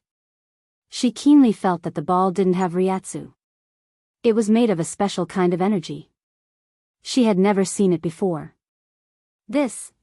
How is this possible? Nero's eyes widened, and her mouth opened so wide that a fist could fit in it. She was so shocked that her whole body was numb. The eyes that looked at Wu Chen were filled with obvious changes. They were filled with blind worship and respect. Hueco Mundo was a place where the strong were respected. If you were strong, you were the boss. If you weren't strong enough, you could only be bullied. Aizen was a Shinigami who could ride on top of all the grand voids because of his unprecedented strength. That's the best. It'll be easier to fool them. Seeing this, Dustless smiled and deliberately said, "That bastard Sosuke Aizen is really hateful. He even betrayed his own subordinates." After saying this, Dustless looked at Nero's half-dead subordinates. "I will kill him," Nilu said with hatred. She looked at the subordinate officials with red eyes. She looked like she was about to cry, and I felt pity for her. However, it's a pity that you can't kill him in this state. Sosuke Aizen's strength is second to none in Soul Society. Even the so-called Vasto Lord can't withstand a single move from him. Dustless deliberately said, obviously raising Sosuke Aizen's strength. He said, "Maybe you don't know, but in Soul Society, even the head captain doesn't dare to underestimate him." Hearing this, Nero's face fell, and the fire of hatred gradually extinguished. At the end of the void was Vasto Lord. It was obvious that this was the end for her. But, the sudden words made Nero stunned. She was very nervous and excited. She looked at Wu Chen with eager eyes. He was her only life-saving straw. His watery appearance was quite cute. Isn't it a bit too much to fool her like this? Dustless felt strange. Nero was sincerely wiping her mouth, but then he remembered Sosuke Aizen's actions and shook his head resolutely. This was not a trick, this was his mother's redemption. Vasto Lord is the fixed point of nothingness, but it is not the end point of Aaroncore shattering. Hogyoku can only remove part of the mask on your body, so Aaroncore shattering actually has the possibility of improvement. Wu Chen explained with a chuckle, his tone was extremely certain. At this moment, a golden rainbow rushed over. 1,000 meters, 100 meters, 10 meters. Its speed was extremely fast. In the blink of an eye, it was infinitely close to Nirvana and Dustless. "It's you?" Her pupils constricted, and after seeing who it was, she said warily, "Hellable? Are you here to kill me as well?" "Of course not." Before Hellable could speak, Dustless interrupted, "In fact, she's one of my people. Her purpose is to spy on Sosuke Aizen. Her cold and calm tone made it seem as if she was narrating a trivial matter. How did you do it? Hearing this, Niru's eyes lit up. Now, Helibal was the uncrowned king. Sosuke Aizen left everything to Helibal, which showed his trust in her. Who would have thought that Helibal was a spy? Dustless was a Shinigami, but from the current situation, he was not an enemy. I helped Helibal remove her mask. Dustless said to Nero with endless temptation, it's actually very simple, but also very difficult. At least in this world, I'm the only one who can do it. Helibal also instantly took off her mask. Her snow-white skin was exposed, and her huge meatball swayed. She didn't care about Dustless's existence. Damn. It's even bigger than my head, this feeling, TSK. Wu Chen was dazzled for a while. His eyes were dazzled. If it weren't for Nilou in front of him, he really wanted to experience how it felt. Nero's eyes flashed with desire. Although Helibal's important subordinates were exposed, she didn't care. For Shulai, this kind of trivial matter was not worth mentioning. Growing up in an environment where the strong preyed on the weak, they only pursued power. Greetings, my lord. Nero immediately knelt in front of Dustless to show her loyalty. She naturally knew why Dustless wanted to do this. Get up, Sosuke Aizen is our enemy. Dustless chuckled and immediately raised his hand to help her up. Nero was slightly moved. Sosuke Aizen would not do this. Bring your subordinates here, I can restore them. Looking at Nero's dying subordinates, Dustless wanted to be a good person to the end. Of course, to be precise, he wanted to win people's hearts. Super regeneration was not an ability that every Shulai had. Nero's subordinates did not have this ability, so their bodies were destroyed and they could only wait for death. This kind of problem was very tricky for Nilou, but it was just a small matter to Dustless. There was no problem at all. Thank you, my lord. Nero was grateful and her tone was unusually excited. It's rare to see a great Shulai like you. Dustless sighed with a thought-provoking tone. Nero was the only one in Hueco Mundo who would put down her face to beg for help for her subordinates. However, perhaps this was why she was so cute. Chapter 1122. Nero was filled with respect and admiration for Dustless. Perhaps it was because they were both rare females, or because they were both Vastolord, but she often interacted with Helibal and knew her personality. Now that Dustless could pull this female iceberg to his side, Nero was surprised. Also, because of Helibal, she felt a sense of belonging to Dustless. After all, they were both Vastolord, and they shared a common language. Sir, wait. Don't call me sir, call me young master. Dustless's face was stern, and his tone was firm. It was as if he would turn hostile if Nero called him sir again. Nero was stunned and subconsciously looked at Helibal. The latter helplessly shook her head and frowned. Dustless's habit also gave her a headache. You children don't understand the world of adults, and don't ask too much. In short, don't call me sir, Dustless said with an unfathomable look. That's because everyone who calls me sir is a traitor. Wu Chen secretly complained in his heart. He immediately looked at Nero who wanted to say something and asked, what's the matter? Tell me. Nero nodded and asked, what's the next step of our plan? Are we going to kill Sosuke Aizen? These words attracted Helibal's attention, and she eagerly looked at Dustless. It's still too early. Dustless replied. The two women's eyes dimmed, and they seemed disappointed. After all, Sosuke Aizen was their mortal enemy. As for Helibal, you can stay in Hueco Mundo. As for Nero, Dustless's eyes fell on Nero and circled her for a moment. He suddenly made a decision and said, you will stay with me for the time being. There are still many things I need you to do. Nero didn't say anything. At the same time, the fierce battle in Soul Society continued. Although Yawatch himself didn't appear, the battle was still earth-shattering. The eyes of both sides were red with killing intent as they fiercely fought back and forth. The entire Quiet Soul Society was severely attacked and turned into a pile of ruins. Not only that, the scale of the war gradually spreading to the entire Soul Society. Blood dyed the ground red, and the air was filled with the pungent smell of blood. At a certain border area. Dow Breaker 90, Black Coffin. The razor-sharp black lights attacked from all directions. There were so many of them that it was not as simple as tens of thousands. All of them attacked the blonde man. Poochie. Poochie. Poochie. The black light engulfed the golden-haired man's body, mercilessly slicing his body. Countless flashing blades attacked him together. However, he couldn't hurt him at all. His expression remained cold and indifferent from the beginning until the end. He was like a towering statue, and his handsome face seemed to have been frozen forever. There wasn't a trace of expression on his face. Sosuke Aizen. How dare you betray us? The golden-haired man raised his head and stared at the person who attacked him. His unchanging face finally had some expression. However, it was filled with cold killing intent. This person was the current leader of Wandenrake, Jugram. Because Yawatch was sealed, he was given the ruler's mask, and had been in charge of Wandenrake's affairs. At the same time, he was the next king and the leader of the Sterncross Knights. I betrayed you? As if he heard the funniest joke in the world, Sosuke Aizen almost laughed out loud. At the same time, he was extremely angry. He no longer concealed his killing intent and erupted like a tide.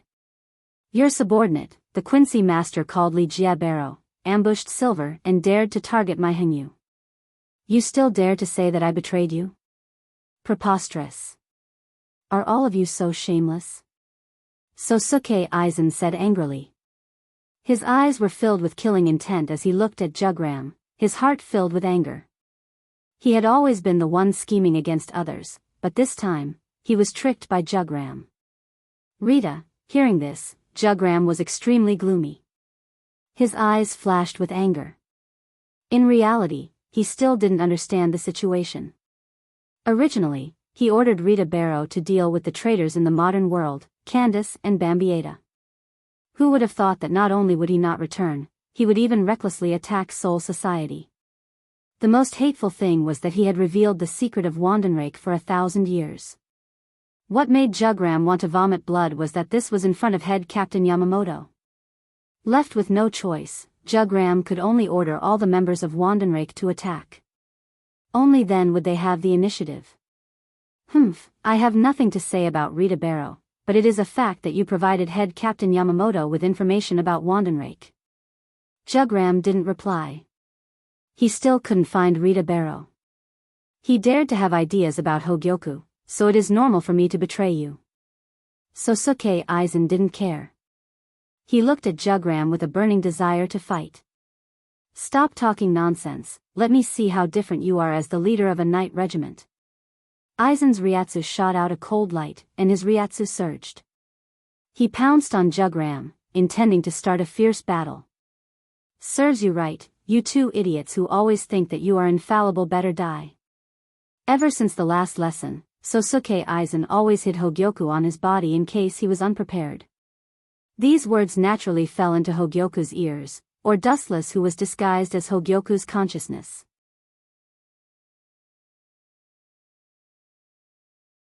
Chapter 1123. Dustless was the one who secretly instigated this war. His goal was to get rid of the Wandless Empire that was hiding in the dark. Only by crushing them could Dustless be at ease. After all, this Colossus was even stronger than the Grim Reaper. Dustless could still clearly remember that when he fought against Squad Zero, Urabacker's 4 personal guards had crushed them with overwhelming strength. That's right, it was an instant kill. The most shocking thing was that when he fought against head Captain Yamamoto, although Urabacker had used a trick to get rid of him, it was enough to show Urabacker's foresight. Not only was he strong, but he was also unparalleled in wisdom. Time flew by, and in the blink of an eye, 3 days had passed.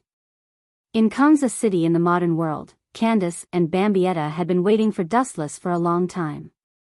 After all, Dustless was now equivalent to their boss. But what made the two girls stomp their feet was that when Dustless returned home, he brought back a woman with a voluptuous figure, Nero. Hey, hey, hey. I just have one more subordinate. Do you two need to be like this? On the sofa, Dustless looked at the two girls in front of him helplessly. Candace and Bambietta were looking at Dustless unkindly. Candace, in particular, seemed to be emitting lightning from her body. You're just satisfying your own selfish desires. Bambietta grumbled unhappily. She was very dissatisfied with Nero's appearance. Selfish desires? Hearing this, Dustless stared blankly. After thinking for a long time, he still couldn't understand what they were talking about. He couldn't help but ask curiously, forgive me for being blunt, but the selfish desires you're talking about are, gulp. Dustless suddenly understood what the two girls meant. He smiled bitterly and said, don't tell me you two think I brought Nero back to satisfy my own desires? Dustless asked with a dark expression. Nero was not bad. She had the face and the figure, but he wasn't the kind of person who couldn't move when he saw a woman. Humph, isn't that the case? Do you think you can hide your wild ambitions from the two of us? Stop joking around. Sometimes, you're just a pervert. Bambietta sneered. Sometimes, you're just a pervert. Bullshit. Dustless cursed in his heart. When he brought Nero back, he really didn't think in that direction. If I don't teach the two of you a lesson, you won't know how powerful I am. In the future, you might even go overboard and accuse me. Dustless thought to himself as he looked at the two overbearing women. Hee. Dustless seemed to have thought of something as he let out a chilling laugh from his throat, causing the souls of the two women to tremble. What do you want? Looking at Dustless's green eyes, the two girls glanced at each other and instinctively felt that something was amiss. They said in unison, I advise you not to have any crooked thoughts, otherwise. Humph. The two of you once said that as long as Wandless Empire collapses, I can do whatever I want to the two of you, right? Dustless dragged out his words as he asked maliciously. Hearing this, Candace and Bambietta were stunned. Back then, when they were forced into a corner and were about to be destroyed by Quincy, they did say that. Now that Wandless Empire is fighting with the Death God, it's only a matter of time before it collapses. Now, the two of you can redeem your promise. Back then, the two of you said that you would be my slaves. Dustless smiled as he looked at the two women's delicate bodies. About that, hearing this, the two women's faces flushed red. Candace argued with a red face, Wandless Empire hasn't been destroyed yet, so it doesn't count. That's right. Bambietta nodded. You're twisting words and forcing logic. Dustless curled his lips in disdain as his gaze fell on Bambietta. Staring at her sparkling eyes and curvaceous body, he took advantage of her carelessness and pulled her into his arms. You're an exception. You lost the bet back then, so you've been my maid for a long time. Dustless said with a smile as he blew hot air into Bambietta's ear. Serving her young master in bed is also one of the duties of a maid, isn't it? You. Bambietta's face flushed red as a strange emotion spread through her. Especially the scorching aura from Wu Chen's body, as well as the faint smell of sweat, it caused her mind to be in a mess. Little Bambietta, just obey him.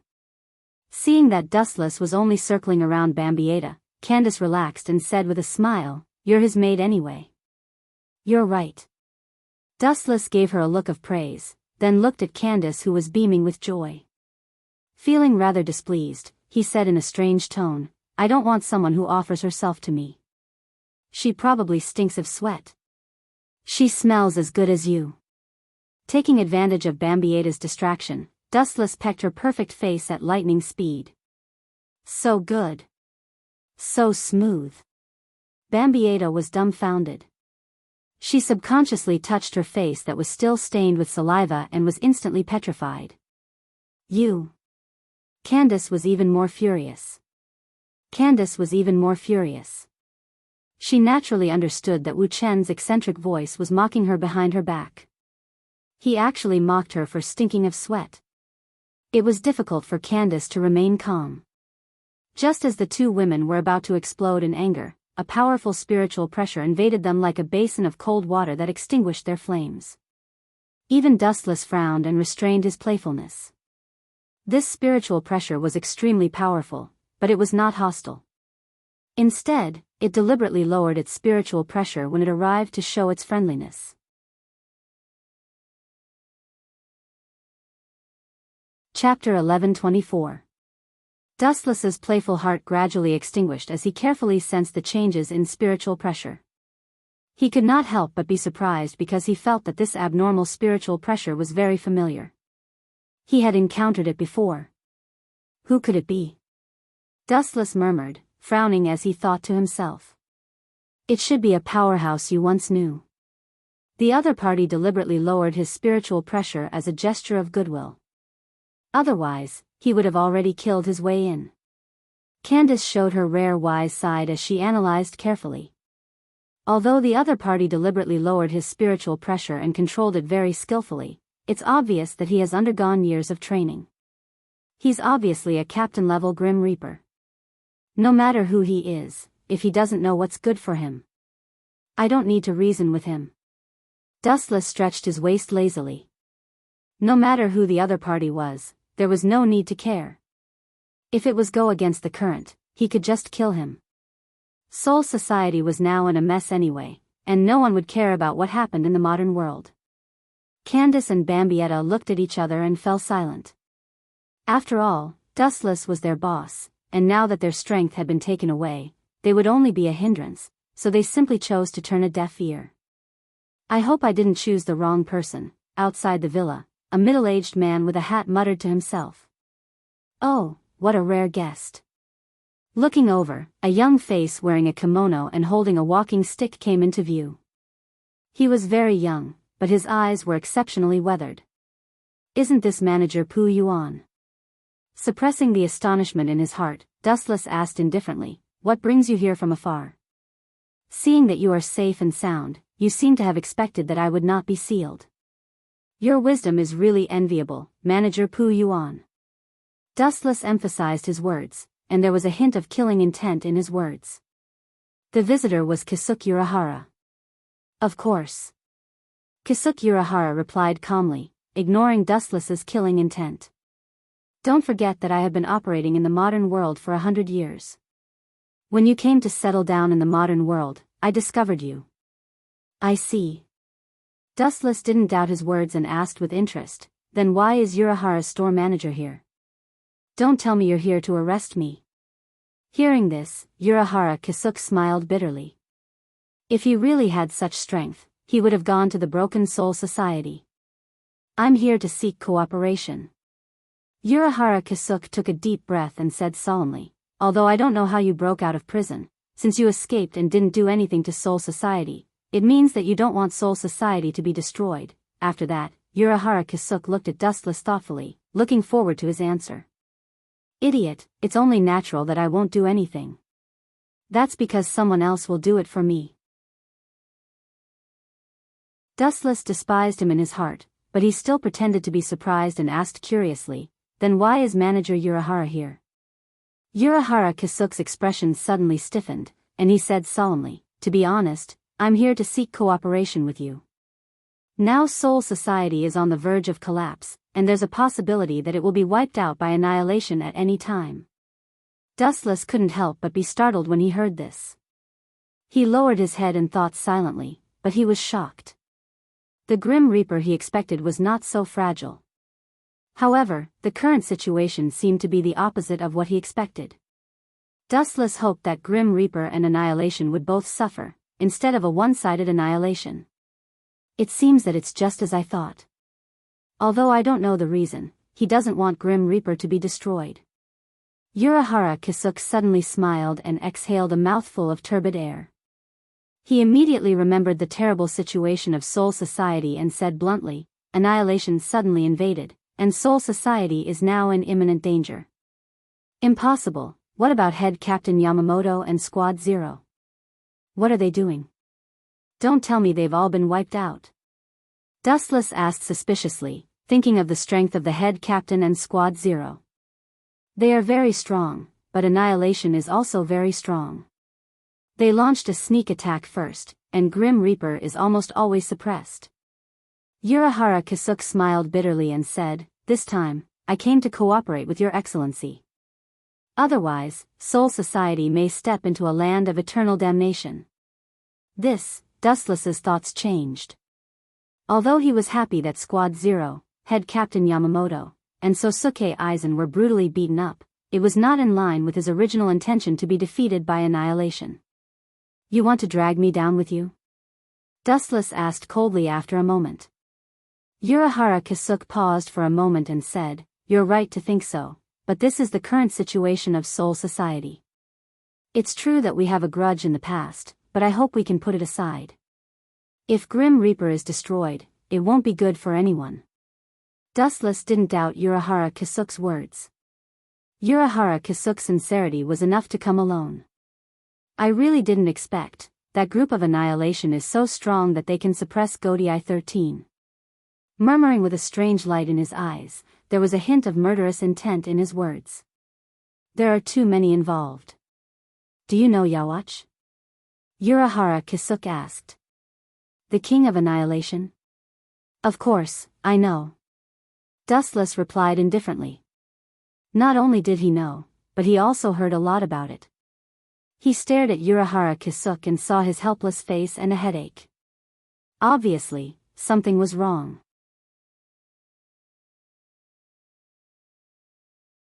Chapter 1125. Perhaps Urahara Kisuke's words were exaggerated, but it was undeniable that Soul Society was in a stalemate. After all, it was a fact that the Sternritter Legion had annihilated the Grim Reaper. Even Yawatch, Jugram, and the guards did not make a move. By the way, there is another important question. Speaking of this, Urahara Kisuke's face was extremely solemn. He pondered and said, "When I was still the captain of Soul Society, I heard a lot about Yawatch." "About Yawatch?" Dustless's face flashed with a hint of doubt. He suddenly realized something and said, "It should be the information about Yawatch found in the Daling Library." Indeed. Urahara Kisuke did not deny it. The Daling Library was indeed a mysterious place. "But in it, I got a terrible news." After a while, Urahara Kisuke's voice was extremely heavy and hoarse. Dustless could even see the sweat on his temples. "Get to the point." Waving his hand, Dustless's tone had a hint of irritation. He guessed that Urahara Kisuke was going to talk about Yawatch's background again. He had already guessed it. There was no need for Urahara Kisuke to say more. Urahara Kisuke was stunned. He remembered the serious situation and went straight to the point. He said cautiously, "In short, that group of Quincy is very troublesome. We can't let them live even if they die. No matter who wins or loses, this is a calamity." With a fierce look in his eyes, Urahara Kisuke stared at the puzzled Dustless and explained, "The common ancestor of Quincy is Yawatch. They call him the Sealed King. All Quincy have Yawatch's blood in their bodies. Their abilities also belong to Yawatch, including the Sternritter Legion that is attacking Soul Society now. Their abilities are all given by Yawatch. I also know this. Yawatch has an ability called Saint. After a Quincy dies, their souls all belong to Yawatch. He can use Saint to resurrect all those who died." Before Dustless could finish the last few words, his voice suddenly stopped. Looking at his face, it was like a dark cloud. He suddenly realized that once all the Quincy are annihilated, their souls will all return to Yawatch, which may also lead to Yawatch's early resurrection. "It seems that you have realized the problem, so I don't need to explain more." Seeing this, Urahara Kisuke exhaled a mouthful of turbid air and sighed heavily. "So, no matter what, the one who loses in the end is Shinigami. Since you don't want Shinigami to be destroyed, we can work together. Are you not afraid that I will plot against you? After all, we have a grudge." Looking at this moment, Dustless was, Kisuke's Aaron, Kisuke him, he even the previous grudges. Was Kisuke. "If I can, of course, I won't cooperate with you, but right now, I have no choice." The group of people in the Mask Legion has gone berserk, and I have no allies to choose from. Although there is still Ishin for me to choose, he has lost the power of Reaper, and he is having fun with his wife and children. Kisuke Urahara said in annoyance, like a defeated rooster. He was dispirited and cursed in his heart. You are being honest for once. Dustless smiled. He knew that this was the truth, because now the whole world was involved in the war. Even Sosuke Aizen was fighting against Jugram because of Dustless's instigation. No matter who was right or wrong between Kisuke Urahara and Dustless, it didn't matter, because there was only one way to go, and that was to cooperate with Dustless. In the whole world, only Dustless was free at the moment. Cooperation is possible. But, how do you plan to cooperate? First of all, what's in it for me? Dustless suddenly asked. Cooperation is naturally a win-win situation. If there are no benefits, Dustless won't do it. Kisuke Urahara hesitated when he heard this. He also understood the truth that you can't catch the wolf without sacrificing the child. However, what gave him a headache was that there were no benefits for Dustless. Soul Society is going to be finished, and this is the biggest disadvantage for you. Kisuke Urahara's eyes lit up, and he began to quibble. If that's the case, I'm sorry, I can't cooperate with you. Dustless shook his head and directly rejected Kisuke Urahara's conditions. What he meant was that he wanted Dustless to be a coolie, but he didn't get anything in return. Even if Quincy can really annihilate Shinigami, it will definitely be a lose-lose situation in the end. Speaking of this, Dustless's tone was obviously stagnant, and he smiled. I can just sit back and reap the benefits. When Quincy is exhausted, I will lead my subordinates to destroy all of them. Even if Yawatch really resurrects in advance, it can't be helped. I don't think I'm not his opponent. Kisuke Urahara's face was obviously ugly. He never doubted Dustless's strength. Even if his good friend Dustless fought one-on-one, the scale of victory may eventually tilt towards Dustless. After all, Dustless's strength was there, and Kisuke Urahara chose to cooperate with him because he knew how strong he was. In short, without benefits, everything was in vain.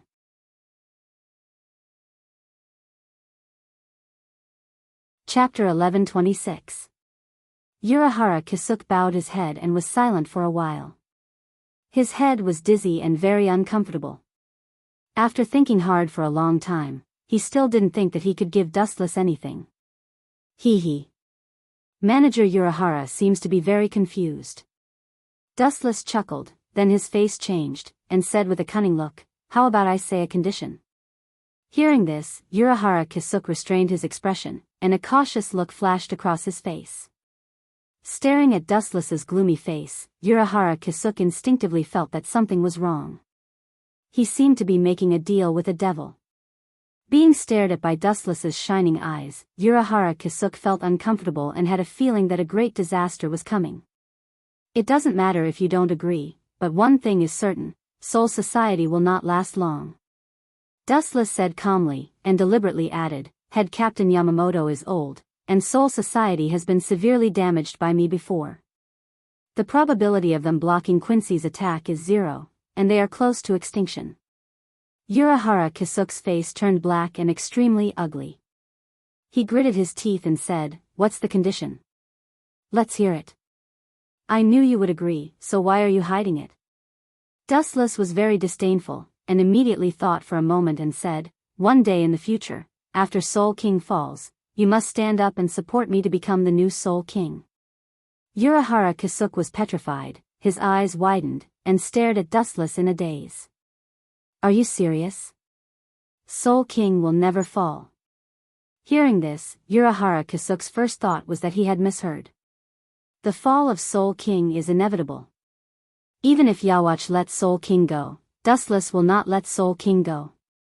He will devour Soul King in some way, and his strength will be increased explosively. Don't think it's incredible, only I can replace Soul King in the world.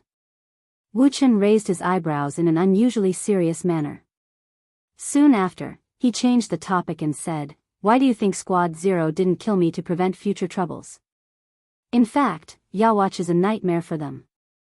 After the Spirit King is killed, they can use me as a replacement. Urahara Kisuk nodded in agreement. The existence of Psionic King was a disgrace to Yawatch. Therefore, he wanted to kill Psionic King by any means possible. It was understandable that Team Zero wanted to find a spare tire. However, the existence of the Spirit King is extremely special. Can you really replace him? He is the foundation to maintain the operation of the world. Not everyone can do it. Urahara Kisuk was puzzled and full of doubts. You don't have to worry about this. Do you agree to my conditions or refuse? Dustless shook his head, apparently not interested in answering Urahara Kisuk's question. If you can really do it, I will definitely support you in the future. After all, this is not good for Soul Society. Urahara Kisuk finally chose to compromise. At the same time, he was relieved. If Dustless could really become the Spirit King, then it would be the best. It also meant that this mortal enemy would become an ally from now on. Even if this ally was very strange, and his temper was unpredictable, at least from now on, he could barely be regarded as a comrade in the trenches. You group of idiots are simply stubborn. Of course, I can't replace the Spirit King, but I can change to another way. A group of big idiots. Seeing Urahara Kisuk smiling, Dustless slandered in his heart. Frankly speaking, he really couldn't replace the Spirit King. After all, the Spirit King was created by human factors, and its purpose was to stabilize the entry and exit of souls. Although Dustless had many abilities, he was not omnipotent. He couldn't stabilize the entry and exit of souls in Hueco Mundo, the modern world, and Soul Society. However, if one day the Spirit King and Dustless merged into one, then it would be a different story. Of course, it didn't mean that Dustless himself and the Spirit King merged into one.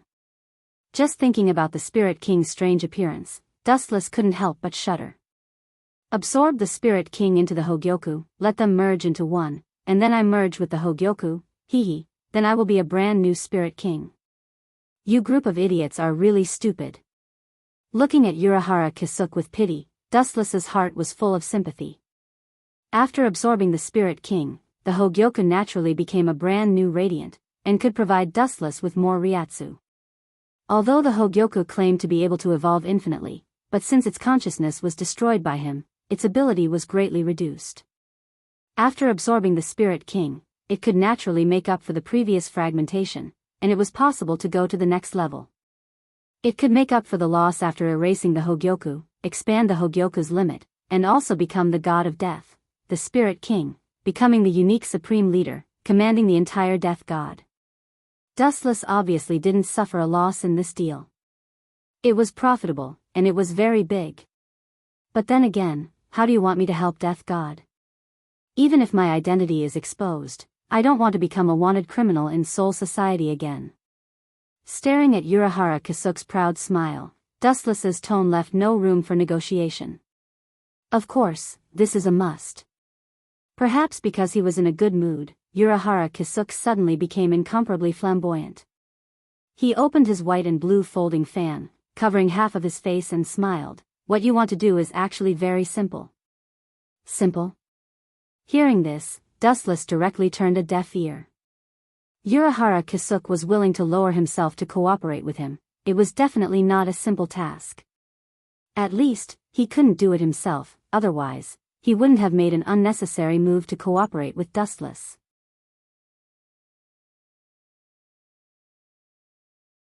Chapter 1127. Quietly looking at the complacent Urahara Kisuk, Wuchun couldn't help but feel funny, especially looking at the bandages all over Urahara Kisuk's body. His mind was even more strange. If Urahara Kisuk knew that the person who plotted against him was Wuchun, who knew what he would think? But now, it didn't matter anymore. Your Excellency's task is very simple. Defeat the current leader of Quincy, Jugram. Hearing this, Dustless slightly raised his eyebrows, glanced at Urahara Kisuk suspiciously, and confirmed again, I said before, I won't expose my identity. Dustless rejected Urahara Kisuk without hesitation, feeling that this guy was pushing him into a fire pit. Of course, I know this. There's no need to worry, I've prepared everything. Urahara Kisuke smiled mysteriously, looking very cunning and despicable. I've set up a barrier in Soul Society in advance. As long as we lure Jugram over and defeat this leader of Quincy, other people's attacks will collapse on their own. It's not luck that this guy was able to plot against Sosuke Aizen in the future. Such foresight. I have to guard against him. After taking a deep look at Urahara Kisuke, Dustless withdrew his gaze and nodded. No problem, I also want to see how different this Jugram is. Dustless's eyes were filled with expectation. He still remembered that Jugram had a special identity, the other half of Yawatch. The 75th district of Drifting Soul Street, just lured Jugram there. Urahara Kisuke's eyes lit up, and at the same time, he disappeared with the wind. Hey. Are you really going to fight against that guy Jugram? He's very strong. He has the ability to kill a member of Sterncross Knights in one hit. Candace and Bambietta came out of the door, and said with a worried tone, that wretched uncle in the hat looks very cunning, don't be fooled. I've made up my mind. Since we'll meet sooner or later, I might as well take the opportunity to test him now. Dustless waved his hand and said with relief. The flames of war in Soul Society soared to the sky, forming a sea of flames. Sosuke Aizen and Jugram were fiercely fighting, but Aizen was obviously at a disadvantage, and even showed signs of defeat. It's normal for him to be at a disadvantage now, after all, he hasn't swallowed Hogyoku yet, and Sosuke Aizen's biggest trump card is useless against Jugram. Dustless murmured. In the distant battlefield, Aizen Sosuke had been forced to retreat. He hadn't merged with Hogyoku yet, and for some reason, his Kyoka Suigetsu ability was ineffective against Jugram. I'll let you go and bring that guy over. This guy's strength is strengths really. He on the other side, Aizen Sosuke felt the tyrannical power coming from the Zanpakuto, and his face became silent. I'll let you know the consequences of betraying Wandless Empire. Jugram's killing intent surged, and his spiritual pressure went berserk. Just as he was about to deal a fatal blow to Aizen Sosuke, several sharp lights locked onto him. Whoosh! Whoosh! Several transparent arrows shot out from the side, wanting to tear Jugram into pieces. Naive. With a sweep of his sword, a huge ray of white light shot out. Crack! The incoming arrows were instantly reduced to ashes, but Jugram's slash was unstoppable. It flew toward the attacker like a rainbow piercing through the sun. Agility, a ripple appeared in Jugram's eyes, and he was very surprised when he saw who it was. He immediately abandoned Aizen Sosuke and chased after Barrow. Although I don't know what's going on, this is good. I don't want to expose my strength either. It's best if you guys can kill more death gods. That would be for the best. Aizen glanced at Jugram and turned to leave. Stop right there, agility. Jugram roared. It was because of him that Quincy, who had been hiding for thousands of years, had to resurface. He still needed to solve all the mysteries. Tis. On the 75th Street, Dustless, who was resting, opened his eyes and stared at the figure coming from the horizon. A teasing smile appeared on his face. Agility Barrow was controlled by his Rinnegan. After a while, Agility Barrow landed on the ground and strangely disappeared. This is. Jugram narrowed his eyes. His thick black eyebrows were involuntarily raised. His gaze immediately spread out and a smiling Wu Chen was reflected in his eyes. "'Tis you?" Jugram was stunned and frowned. "'Tis you who should be suppressed, why are you here?" Dustless was unmoved when he heard that. He smiled lazily and said, "I can only tell you one thing. The person who is going to be suppressed today is called Jugram Hasward." "'Tis you?" Jugram sneered. "'Tis you who thinks that Team Zero can't do anything to you, and I can't do anything to you? Don't." Bang! Before Jugram could finish his sentence, a flash of light came and he was sent flying by Dustless' sneak attack. "I hate people like you who have no strength but are arrogant."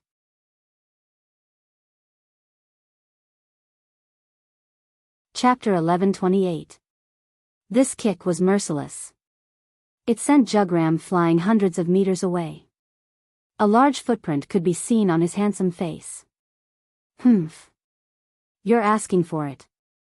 Dustless sneered in his heart. It was fine if Yawatch wanted to die. After all, his strength was there for all to see. However, this Jugram was just a personal bodyguard. To put it bluntly, he was just a lackey. Not bad. You're quite strong. Jugram, who had stood up, was indifferent. It was as if Dustless had kicked someone else. He was very quiet and cold. He did not even touch the wound and ignored it. This guy is quite open-minded, Dustless said in astonishment as he looked at Jugram. But that's all there is to it. With a cold laugh, Jugram formed a great sage bow in an instant. It was a weapon specially used by Quincy. Great sage bow. Whoosh whoosh whoosh. Following Jugram's order, a dense rain of arrows instantly shot out. The sharpness of the arrows made one unable to look at them directly. The sharp whistling sound made one's scalp go numb. The attacks were ruthless. They were aimed at Dustless's eyes, heart, and head. He. Insignificant skill. Glancing faintly at the arrows that were completely compressed by spiritual particles, Wuchen directly ignored them. His body directly glowed with a faint light. Whoosh whoosh whoosh. The cold light pierced through Dustless's body. However, he was completely unscathed. The damaged parts only glowed with a golden light. Then, they were repaired. He was completely fine. Looks like Bazabi was right. You do have the ability to ignore physical attacks. A strange emotion appeared on Jugram's clean face. He lowered his tactics and spoke with a rare gentleness in his voice. The Wandless Empire needs experts like you. If you're willing to join us, we can let bygones be bygones. Your friends will also receive the most sincere care. Pfft. Dustless could not help but laugh. He teased, if you chop off Yawatch's head and give it to me as a urinal, I'll consider it. You're courting death. Hearing this, thick killing intent flashed across Jugram's face, and his spiritual pressure soared by countless times. You think you're invincible? That was unrealistic. According to the information that Busby got from you, the ability of the Holy Word can reach your body after you enter the Holy Body. As soon as he finished speaking, 2 pairs of pure white wings appeared behind Jugram's back. They shone brightly and looked extremely holy. However, in Dustless's eyes, it was an eyesore. Do you think you're an angel just because you have 2 chicken feathers? Dustless mocked. His pupils widened, and the black flames began to burn endlessly. Tens ho! Netherworld flames burned on both sides of Jugram's wings, rapidly devouring the surface area of his pure white wings. He was slightly taken aback when he saw this, but he immediately swung his blade without hesitation. Poochie! The pure white wings were ruthlessly chopped off by Jugram, and there wasn't the slightest bit of hesitation on his face. This fellow seems very difficult to deal with. Seeing this, Dustless frowned slightly. Photons condensed in his hand and compressed into a high-density greatsword. Looking at the greatsword in Dustless's hand, Jugram asked, "Is this your Bankai?" "I don't have a Zanpakuto." Hearing this, Dustless replied in disappointment. This was the only regret in his life. Then, he calmly changed the topic and said, "But I do have a Zanpakuto, so I don't need it to deal with a small pawn like you." You! Dustless's sarcasm would have angered even a person with a good temper. Jugram, who had an unkind expression, pounced over with a twisted face. Phylian kick. Like a space jump, Jugram instantly appeared behind Dustless. Then, a sharp aura swept up and mercilessly cut toward Dustless's head. Shinra Tensei. The repulsive force erupted rapidly. Caught off guard, Jugram was instantly sent flying by this force. Seeing this, Dustless's eyes shot out a cold light. He did not stop and chased after him.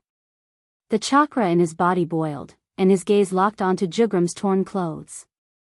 Dustless's eyes widened, and he shouted, "Heavenly hand power." Dustless, who was 20 to 30 meters away, instantly appeared behind Jugram. A huge flash of light filled with destructive aura mercilessly greeted his head. Lightspeed kick. Resplendent flashes of light rumbled and annihilated Jugram's entire body. The powerful force kicked him into the air. Go to hell, eyesore of a small fry. Dustless, whose eyes were filled with murderous intent, was as terrifying as a prehistoric beast. His spiritual pressure burst out like a torrential rain, faintly revealing a turbid coat of arms, an unruly and arrogant talent. Surge, negation, rebound, extend to the ground, know your own powerlessness. Staring at the charred figure in the sky, Dustless finished his chant and spoke in a cold voice. Breaking the Tao's 90th black coffin. Under Dustless's all-out chant, the power of the black coffin instantly increased. It was eerie and terrifying. An incomparably huge black coffin stood on the ground, emitting an ancient and decaying aura. Inside it, countless sharp invisible blades suddenly appeared and attacked Jugram's body at the same time. Fortunately, Urahara Kisuk had set up a barrier in advance, so no one saw this exaggerated scene. The sharp edges of the black coffin tore Jugram into pieces at the same time.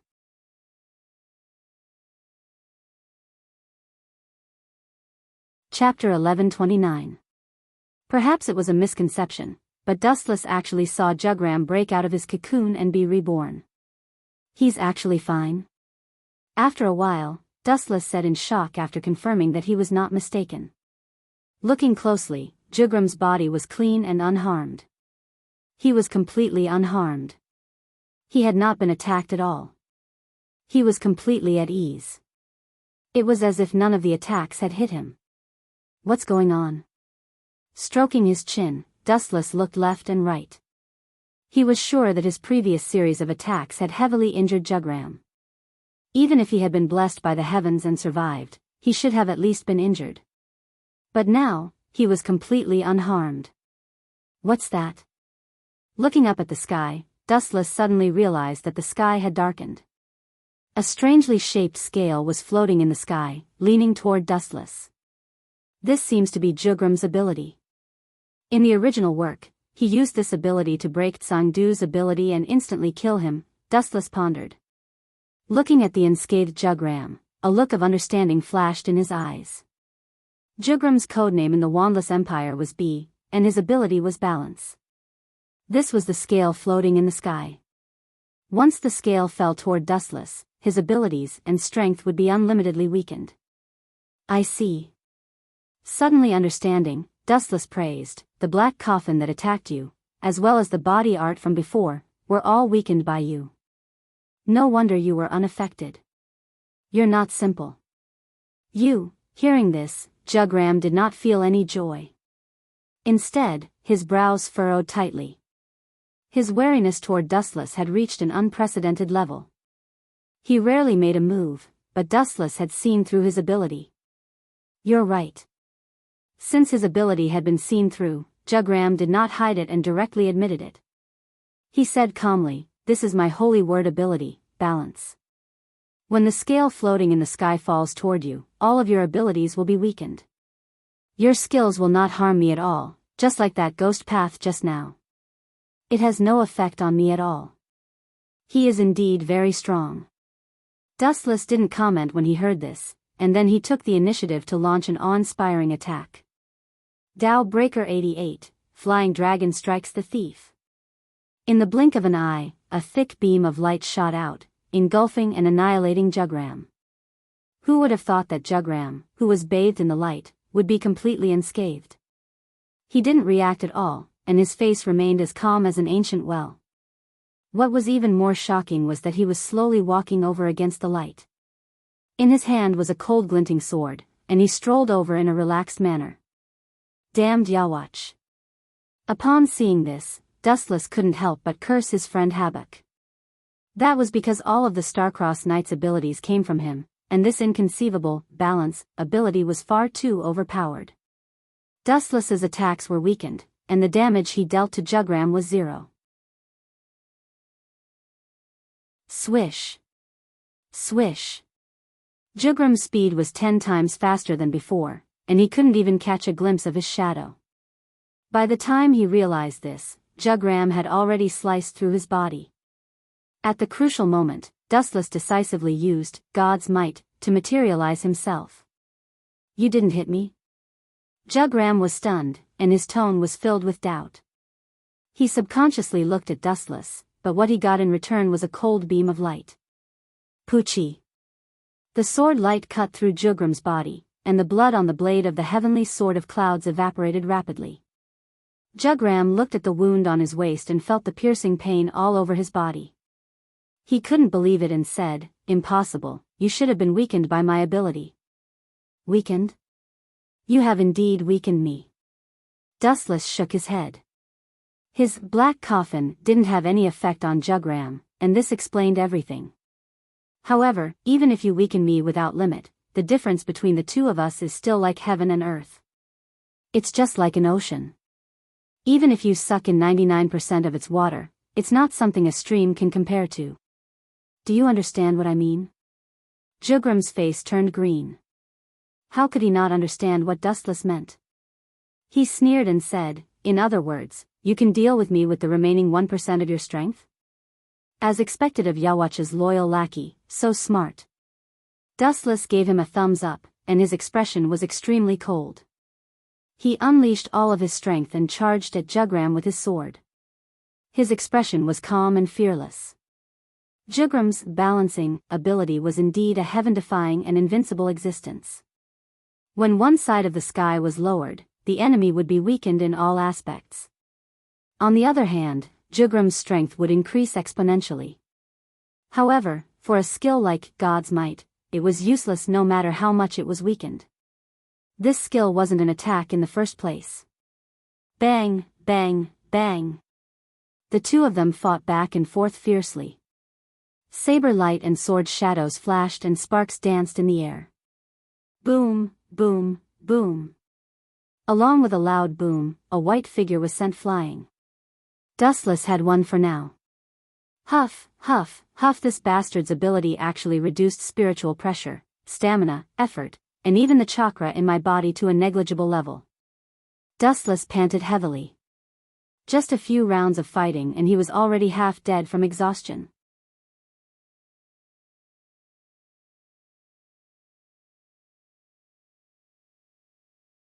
Chapter 1130. Dustless was extremely depressed. In an instant, he felt that he had turned into an old man who was hundreds of years old. Walking was extremely tiring, and his whole body was being eroded by some mysterious power. He was like an old man with a candle in the wind, and his strength was being stripped away. In an instant, he became weak and powerless. It was as if a gentle breeze could blow him away. This power is really troublesome. Dustless's old face was flushed red, and he almost fainted from exhaustion. Jugram's face didn't change from the beginning to the end. Looking at Dustless, his eyes were filled with pure pity, and he said coldly, "It's already commendable that you can hold on until now. Now, let me purify you. You should be proud to die in my hands, and you should be able to rest in peace in the underworld for scheming against our wandless empire." After saying that, Jugram stepped forward gracefully. "You want to purify me? You overestimate yourself." Dustless coldly snorted, full of contempt and provocation. The eye power of Samsara's Sharingan went berserk. Even if 99% of the eye power was suppressed, the eye power that erupted was still extremely powerful. After all, Dustless was the main body of the Jubi, and his data in all aspects were perfect. Tomb of Samsara, border prison. Several shadows suddenly appeared, and under the control of Dustless's mind, they immediately rushed towards Jugram.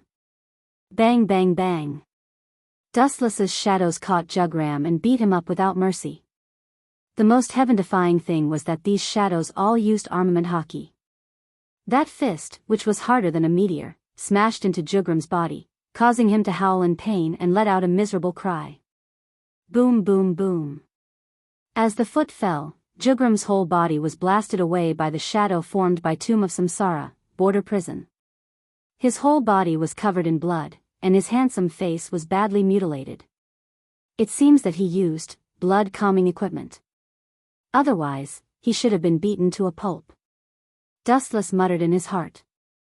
At the same time, he jokingly said, "Yo. How did you get beaten up like this? Didn't you say that you want to purify me? Come here."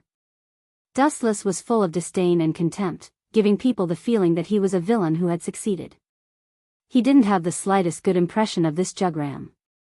If it wasn't for the chakra and the various powers in his body being weakened, he would have definitely beaten this guy into a pulp. Looking at his eyes that seemed to see through everything, Dustless's stomach, and he couldn't help but want to vomit. As I said before, even though the river dried up, it's not something that a small stream like you can compare, Dustless said indifferently. Perhaps Jugram couldn't see it, but there were several shadows in front of him.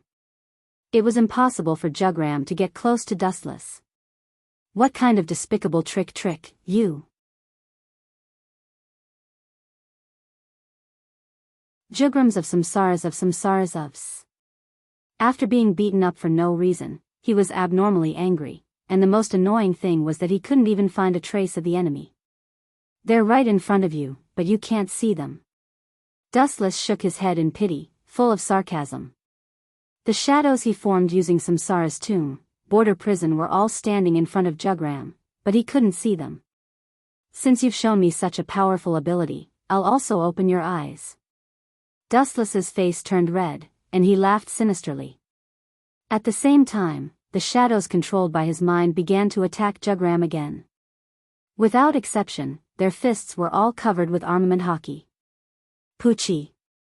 Caught off guard, Jugram was sent flying by the incoming fist. His handsome chin was knocked askew, his teeth fell to the ground, and blood dyed his mouth red. Blood-calming armor. A large amount of Ryatsu was injected into the meridians under the skin, and the surface was immediately covered with dense lines. Jugram, who was helpless, could only passively take the beating. He was blinded, and he couldn't see who attacked him at all. In just a few seconds, Jugram was beaten black and blue. His whole body was dripping with blood, and he looked very miserable. His whole person was like a prisoner on death row, and he was extremely embarrassed. "I won't let you die so easily. What you've given me, I'll return to you hundreds of times," Dustless said coldly. He gave off the feeling of a demon, and there was no human aura at all. Boom, boom, boom. An extremely powerful energy beam erupted, raging like a hurricane. The enchantment set up by Urahara Kisuk creaked and gradually showed signs of collapsing. "It seems that I can't play anymore," Dustless muttered to himself. The hostility in his eyes was buried deep. He looked at Jugram as if he was looking at a corpse, without any emotion. "Although I don't know what's going on, one thing is certain. The person behind this technique must be..." Bang bang bang. Before Jugram's words fell, another wave of punches and kicks annihilated him, ruthlessly destroying him. He was in so much pain that he wished he was dead. Shoo shoo shoo. At this moment, a violent roar sounded, and afterimages that were difficult to catch with the naked eye came head-on. They almost instantly arrived in front of Dustless, and the sharp Ryatsu sword slashed down. However, at this moment, a sudden change occurred. The sudden change made Jugram dumbfounded as he stared blankly at the dazzling sky in front of him. He suddenly felt that he was very small, like an hourglass, and was easily subdued in an instant.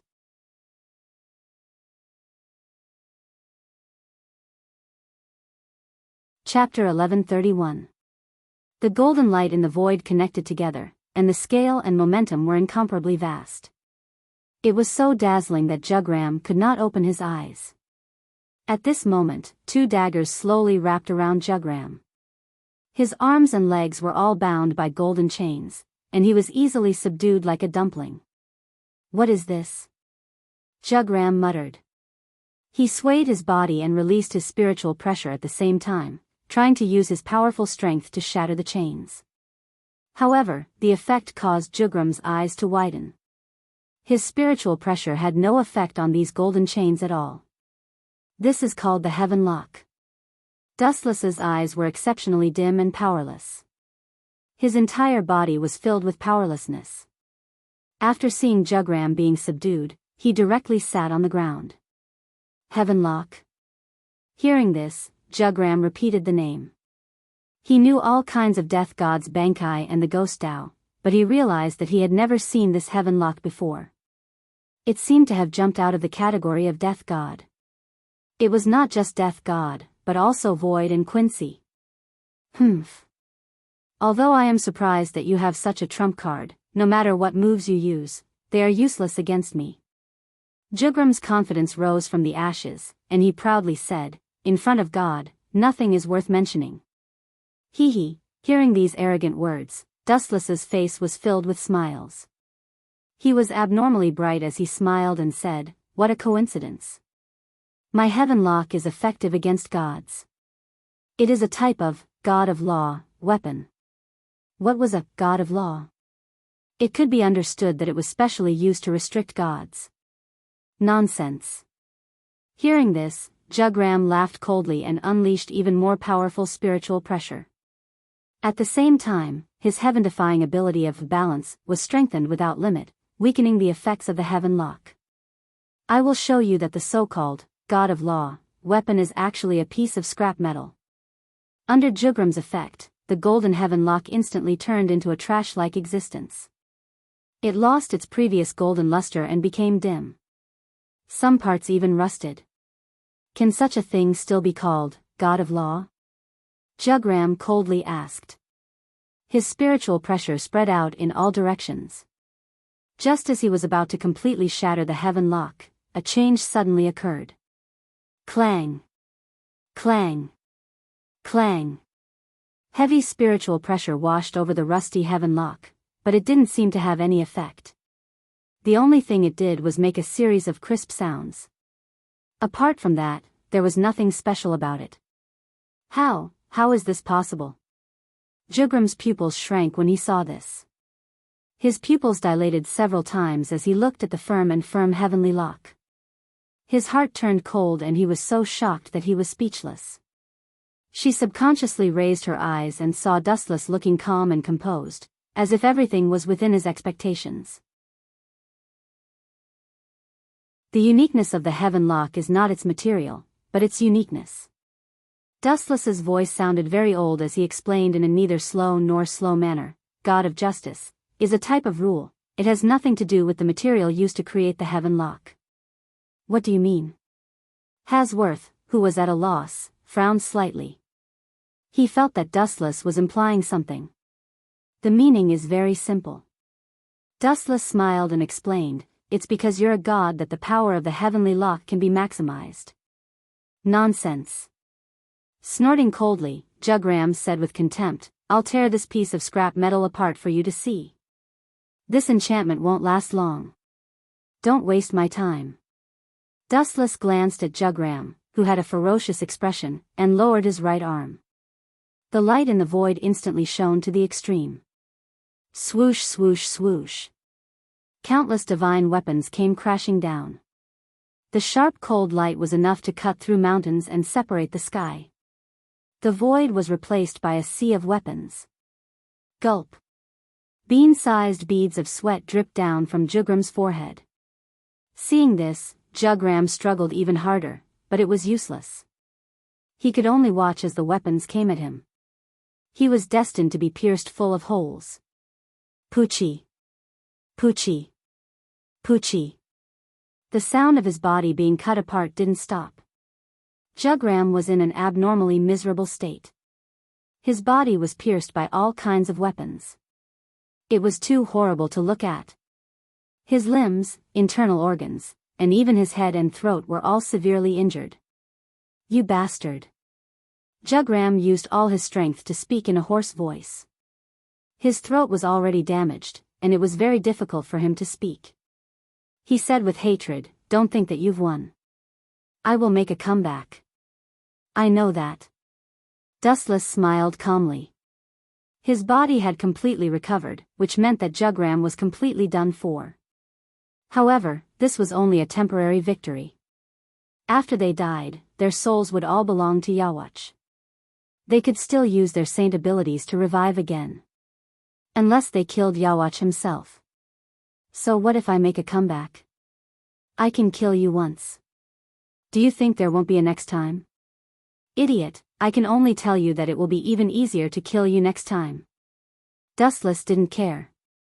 He wouldn't fall for the same ability twice. Jugram laughed sinisterly and shouted, "Don't be so, Poochie."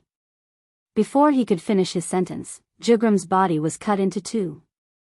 The cold light of the heaven cluster cloud sword pierced through his body and cut him in half mercilessly. You don't even realize your own identity. A lackey will always be a lackey. His indifferent gaze swept across the ground. Jugram's body instantly burned with black flames. The flames only stopped when he completely disappeared.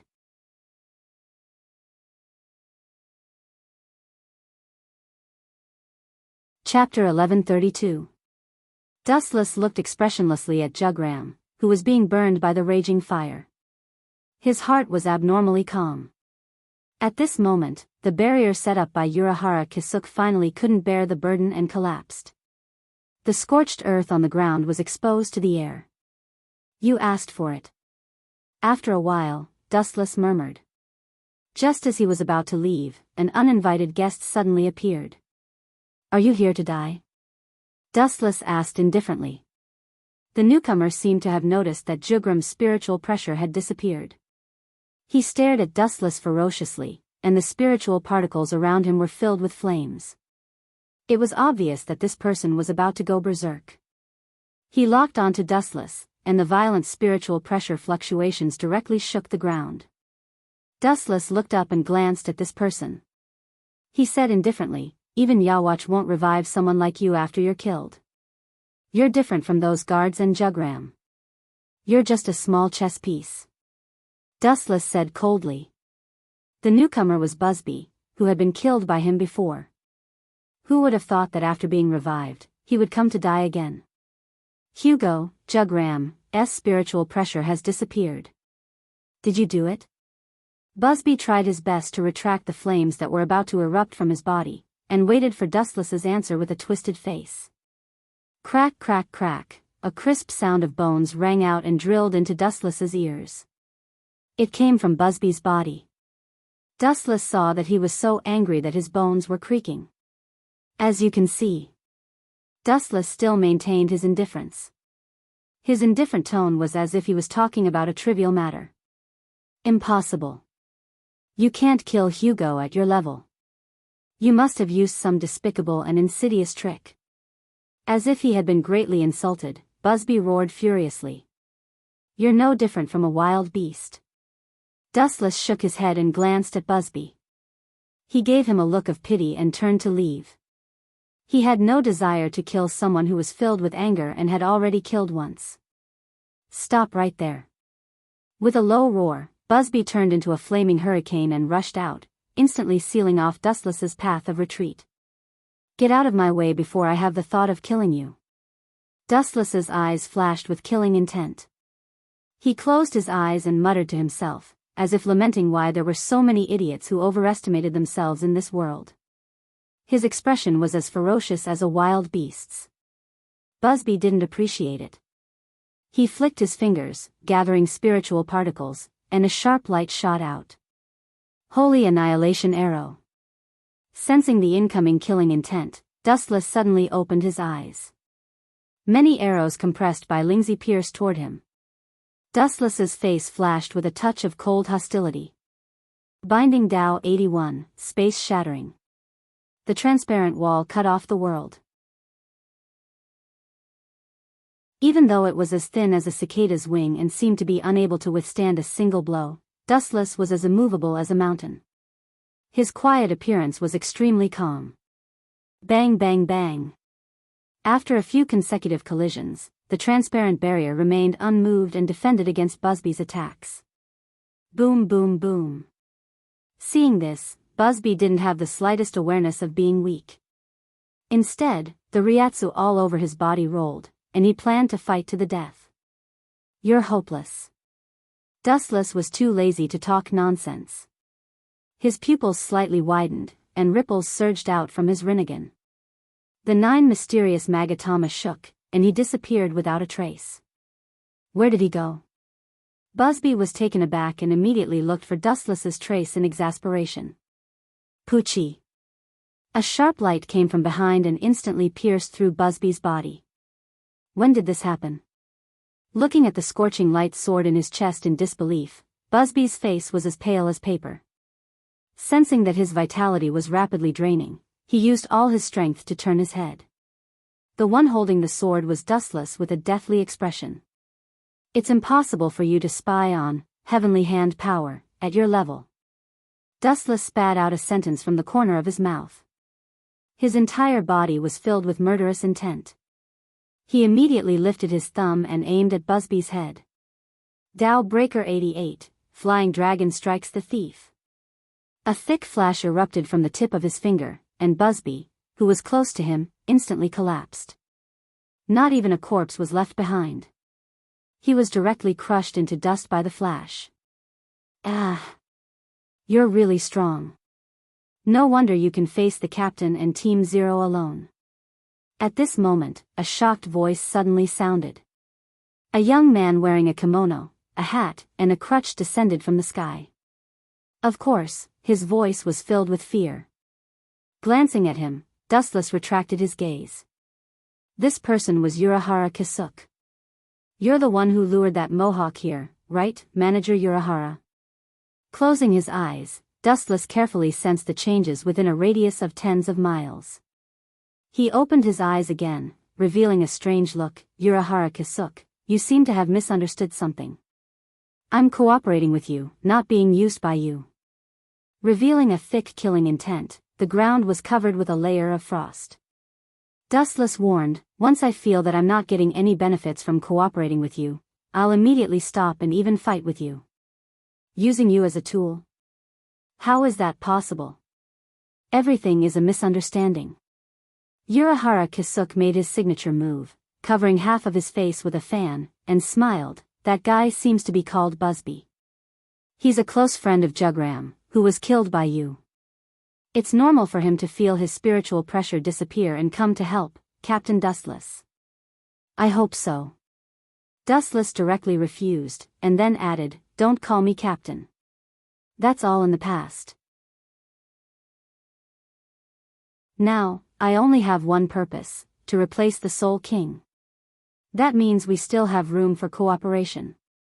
Happy cooperation in the future. Urahara Kisuke laughed, but his laughter was very embarrassed.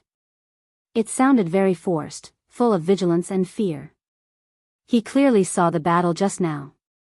If it weren't for his heaven-defying ability, Urahara Kisuke was sure that Jugram would have been instantly killed.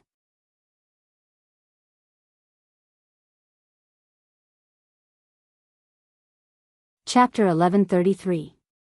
Urahara Kisuke had a new understanding of Dustless's strength. He had already reached the realm of perfection. Now that he was so terrifying without the Hogyoku, once he got the Hogyoku, he would become a godlike enemy. Just imagining it, his blood and breathing would not be smooth. The basis of our cooperation will never change, you can rest assured. Urahara Kisuke patted his thin and weak chest and promised. His words were full of sincerity. I hope so. After glancing at Urahara Kisuke, Dustless turned and left. What happened to Soul Society had nothing to do with him. Now that the situation was settled, Jugram, the culprit, had fallen. It was equivalent to the entire Quincy losing its brain, and it was close to extinction.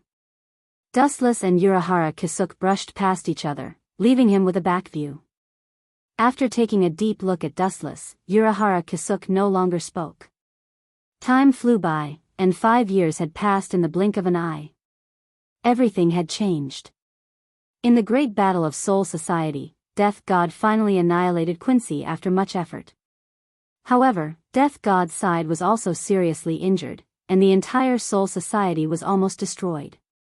All the captains, including the head captain, were seriously injured.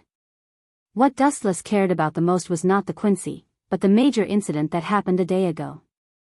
As expected, they were resurrected early. In the modern world, Dustless, who was leaning on the sofa, muttered to himself. Just yesterday, all the Quincy in the world, only those with impure bloodlines, died inexplicably. Dustless knew that this was Yawach's doing. Shaking his head, he did not think about it anymore. Dustless also had no choice. Yawach was hiding in the dark, and his exact location was unknown. He could only wait silently for the day Yawach made his move. However, that old man must be about to explode. After a while, Dustless's lips curled up, revealing a gloating smile.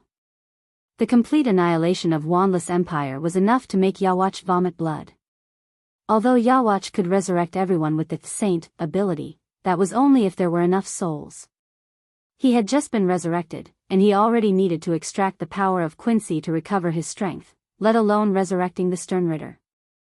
Even if he could do it, he was powerless. At this moment, within the Wandless Empire, a figure was gritting his teeth in anger as he looked at the desolate ice palace. Who did this? Hysterical howls that contained overflowing hostility spread out, causing the entire world to tremble. The scene was especially horrifying. This person had long black hair and a beard. He had a deep and ferocious appearance. His eyes were red, and his expression was frightening. He had 3 silver medals on his collar, and he wore a dark red cloak. It was Yawach. "Your Majesty, this is all my fault." Behind him stood a golden-haired man. He was slender, handsome, and had a noble aura. He was Jugram, who had been killed by Dustless 5 years ago. However, Jugram was far too important to Yawach. Even though Yawach's current strength and soul were insufficient, he still forcibly used Saint to revive him. However, this made Yawach, who had just regained consciousness, even more fragile. The person who started all this is called Dustless. He controlled Legia and purposely exposed our tracks to Soul Society. I had no choice but to order the Sternritter Knights to launch a sneak attack on Soul Society to seize the initiative. Unfortunately, I was no match for that man, and was killed by him. Jugram said helplessly. His tone was filled with disappointment. Even you were no match for him. Yawach was stunned when he heard this. The ferocity in his eyes was extinguished. He muttered, "If that's the case, your failure is understandable. You were no match for him, and those useless pawns were no match for him either. It's normal for them to be annihilated." Yawach had no doubts about Jugram's strength. Otherwise, he would not have ordered Jugram to be his personal guard. "What should we do now, Your Majesty?" "Your Majesty," Jugram asked with a headache. Now that Yawach had just been resurrected, he was even weaker than before. "Humph. Then I will bear with it for now and take a step back. When I regain my full strength in the future, I will cut that Shinigami who ruined my plans into pieces." Yawach screamed like a ghost. Time passed quickly, and a few years passed. Shinozaki Ichigo gradually grew up, and unfortunately, because of Dustless's instigation, he became Aizen Sosuke's research target. Can the power of Hollow, Shinigami, and Quincy really exceed the limit? Aizen Sosuke muttered to himself in the dark underground laboratory of Soul Society. Of course. Hogyoku let out a dazzling light. Dustless, who was disguised as Hogyoku's consciousness, said, "Now is the time to awaken Shinozaki Ichigo's power." Aizen nodded and did as he was told. He instinctively thought that he had tamed Hogyoku. "It seems that my plans should begin." Dustless, who was far away in the modern world, had a lot of thoughts. He had already colluded with Urahara Kisuke, and everything was ready. They were just waiting for Aizen Sosuke to awaken Shinozaki Ichigo's power.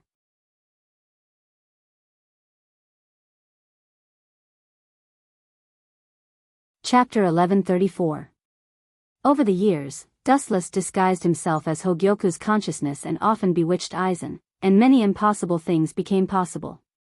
As a result, Aizen was led by the nose by Dustless without knowing it. There is no suitable candidate for the Shinigami in the modern world. In the dark laboratory, Aizen observed Soul Society through the crystal screen, and from time to time, he would choose a suitable Shinigami. Let Rukia go. After a while, Dustless disguised himself as Hogyoku's consciousness said. Her.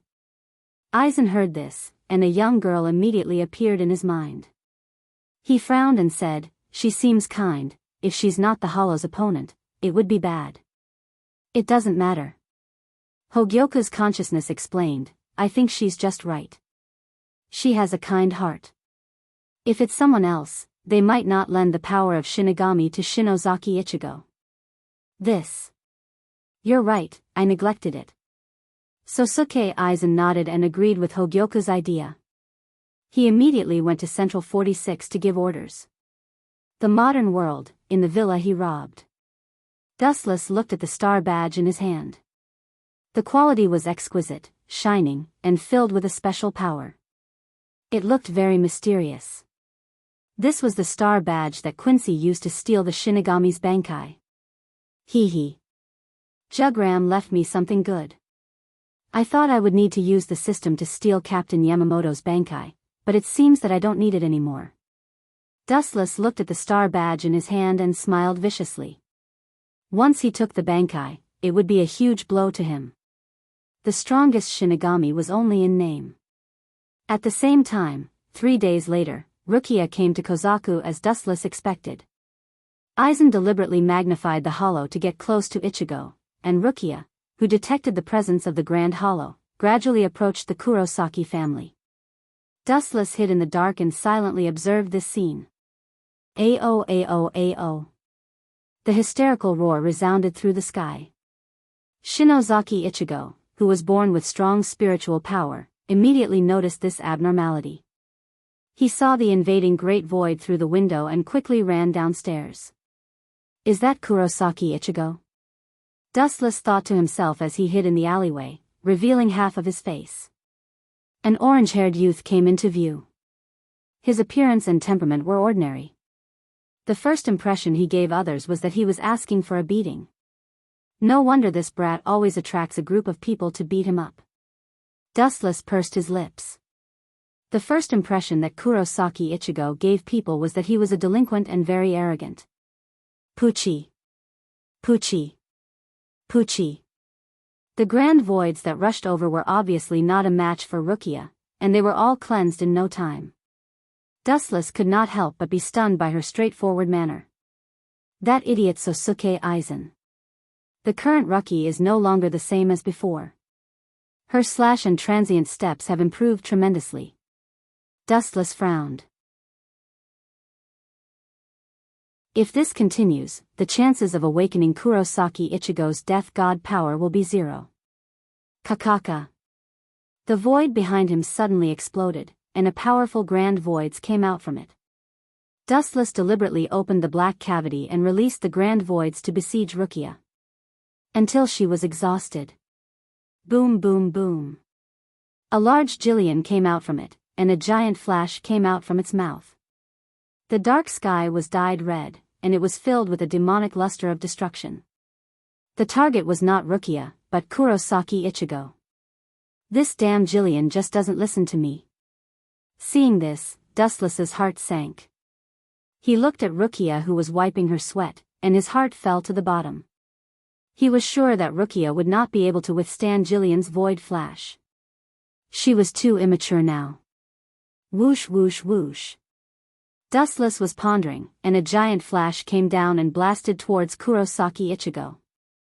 Seeing such a scene, Dustless could not help but feel nervous. After thinking for a while, he decided to help Kurosaki Ichigo. This kid was too important now, and he could not die. Dustless's pupils spun rapidly, and he suppressed his pupil power to the minimum, and focused on the falling void flash. Mahabharata. An undetectable repulsive force spread out, and the void flash was blown away. Its trajectory was suddenly changed, and it smashed towards the other side of the street. Coincidentally, a good-looking middle-aged woman was carrying vegetables home. What's going on? Kurosaki Ichigo was shocked, and he instinctively looked at the direction where the void flash fell. After seeing the middle-aged woman, his face changed, and he used all his strength to shout, "Go away, Mom." Dustless was stunned by Kurosaki Ichigo's deafening voice. Mom? Dustless opened his eyes wide, and while everyone's attention was on the void flash, he floated in the air and saw a female figure in the direction of the void flash. Kurosaki Manori was taken away by Dustless, and now this Quincy's mother's surname was also Kurosaki. Boom boom boom. The falling void flash mercilessly hit Kurosaki Ichigo's mother, taking her life. Her whole body turned into a charred corpse in the middle of the street. Her heart had completely stopped, and she was burned beyond recognition by the void flash. It's really an accident this time. When I came, there was no one there. Dustless was speechless, and he was sweating profusely. Such a huge mistake was beyond his expectations. Who would have thought that such an accident would happen for a small matter? He subconsciously looked at Kurosaki Ichigo, and his face changed. You're tuning into the Dreamy Love Stories YouTube channel. Don't forget to subscribe and join us on this journey to catch the most captivating stories.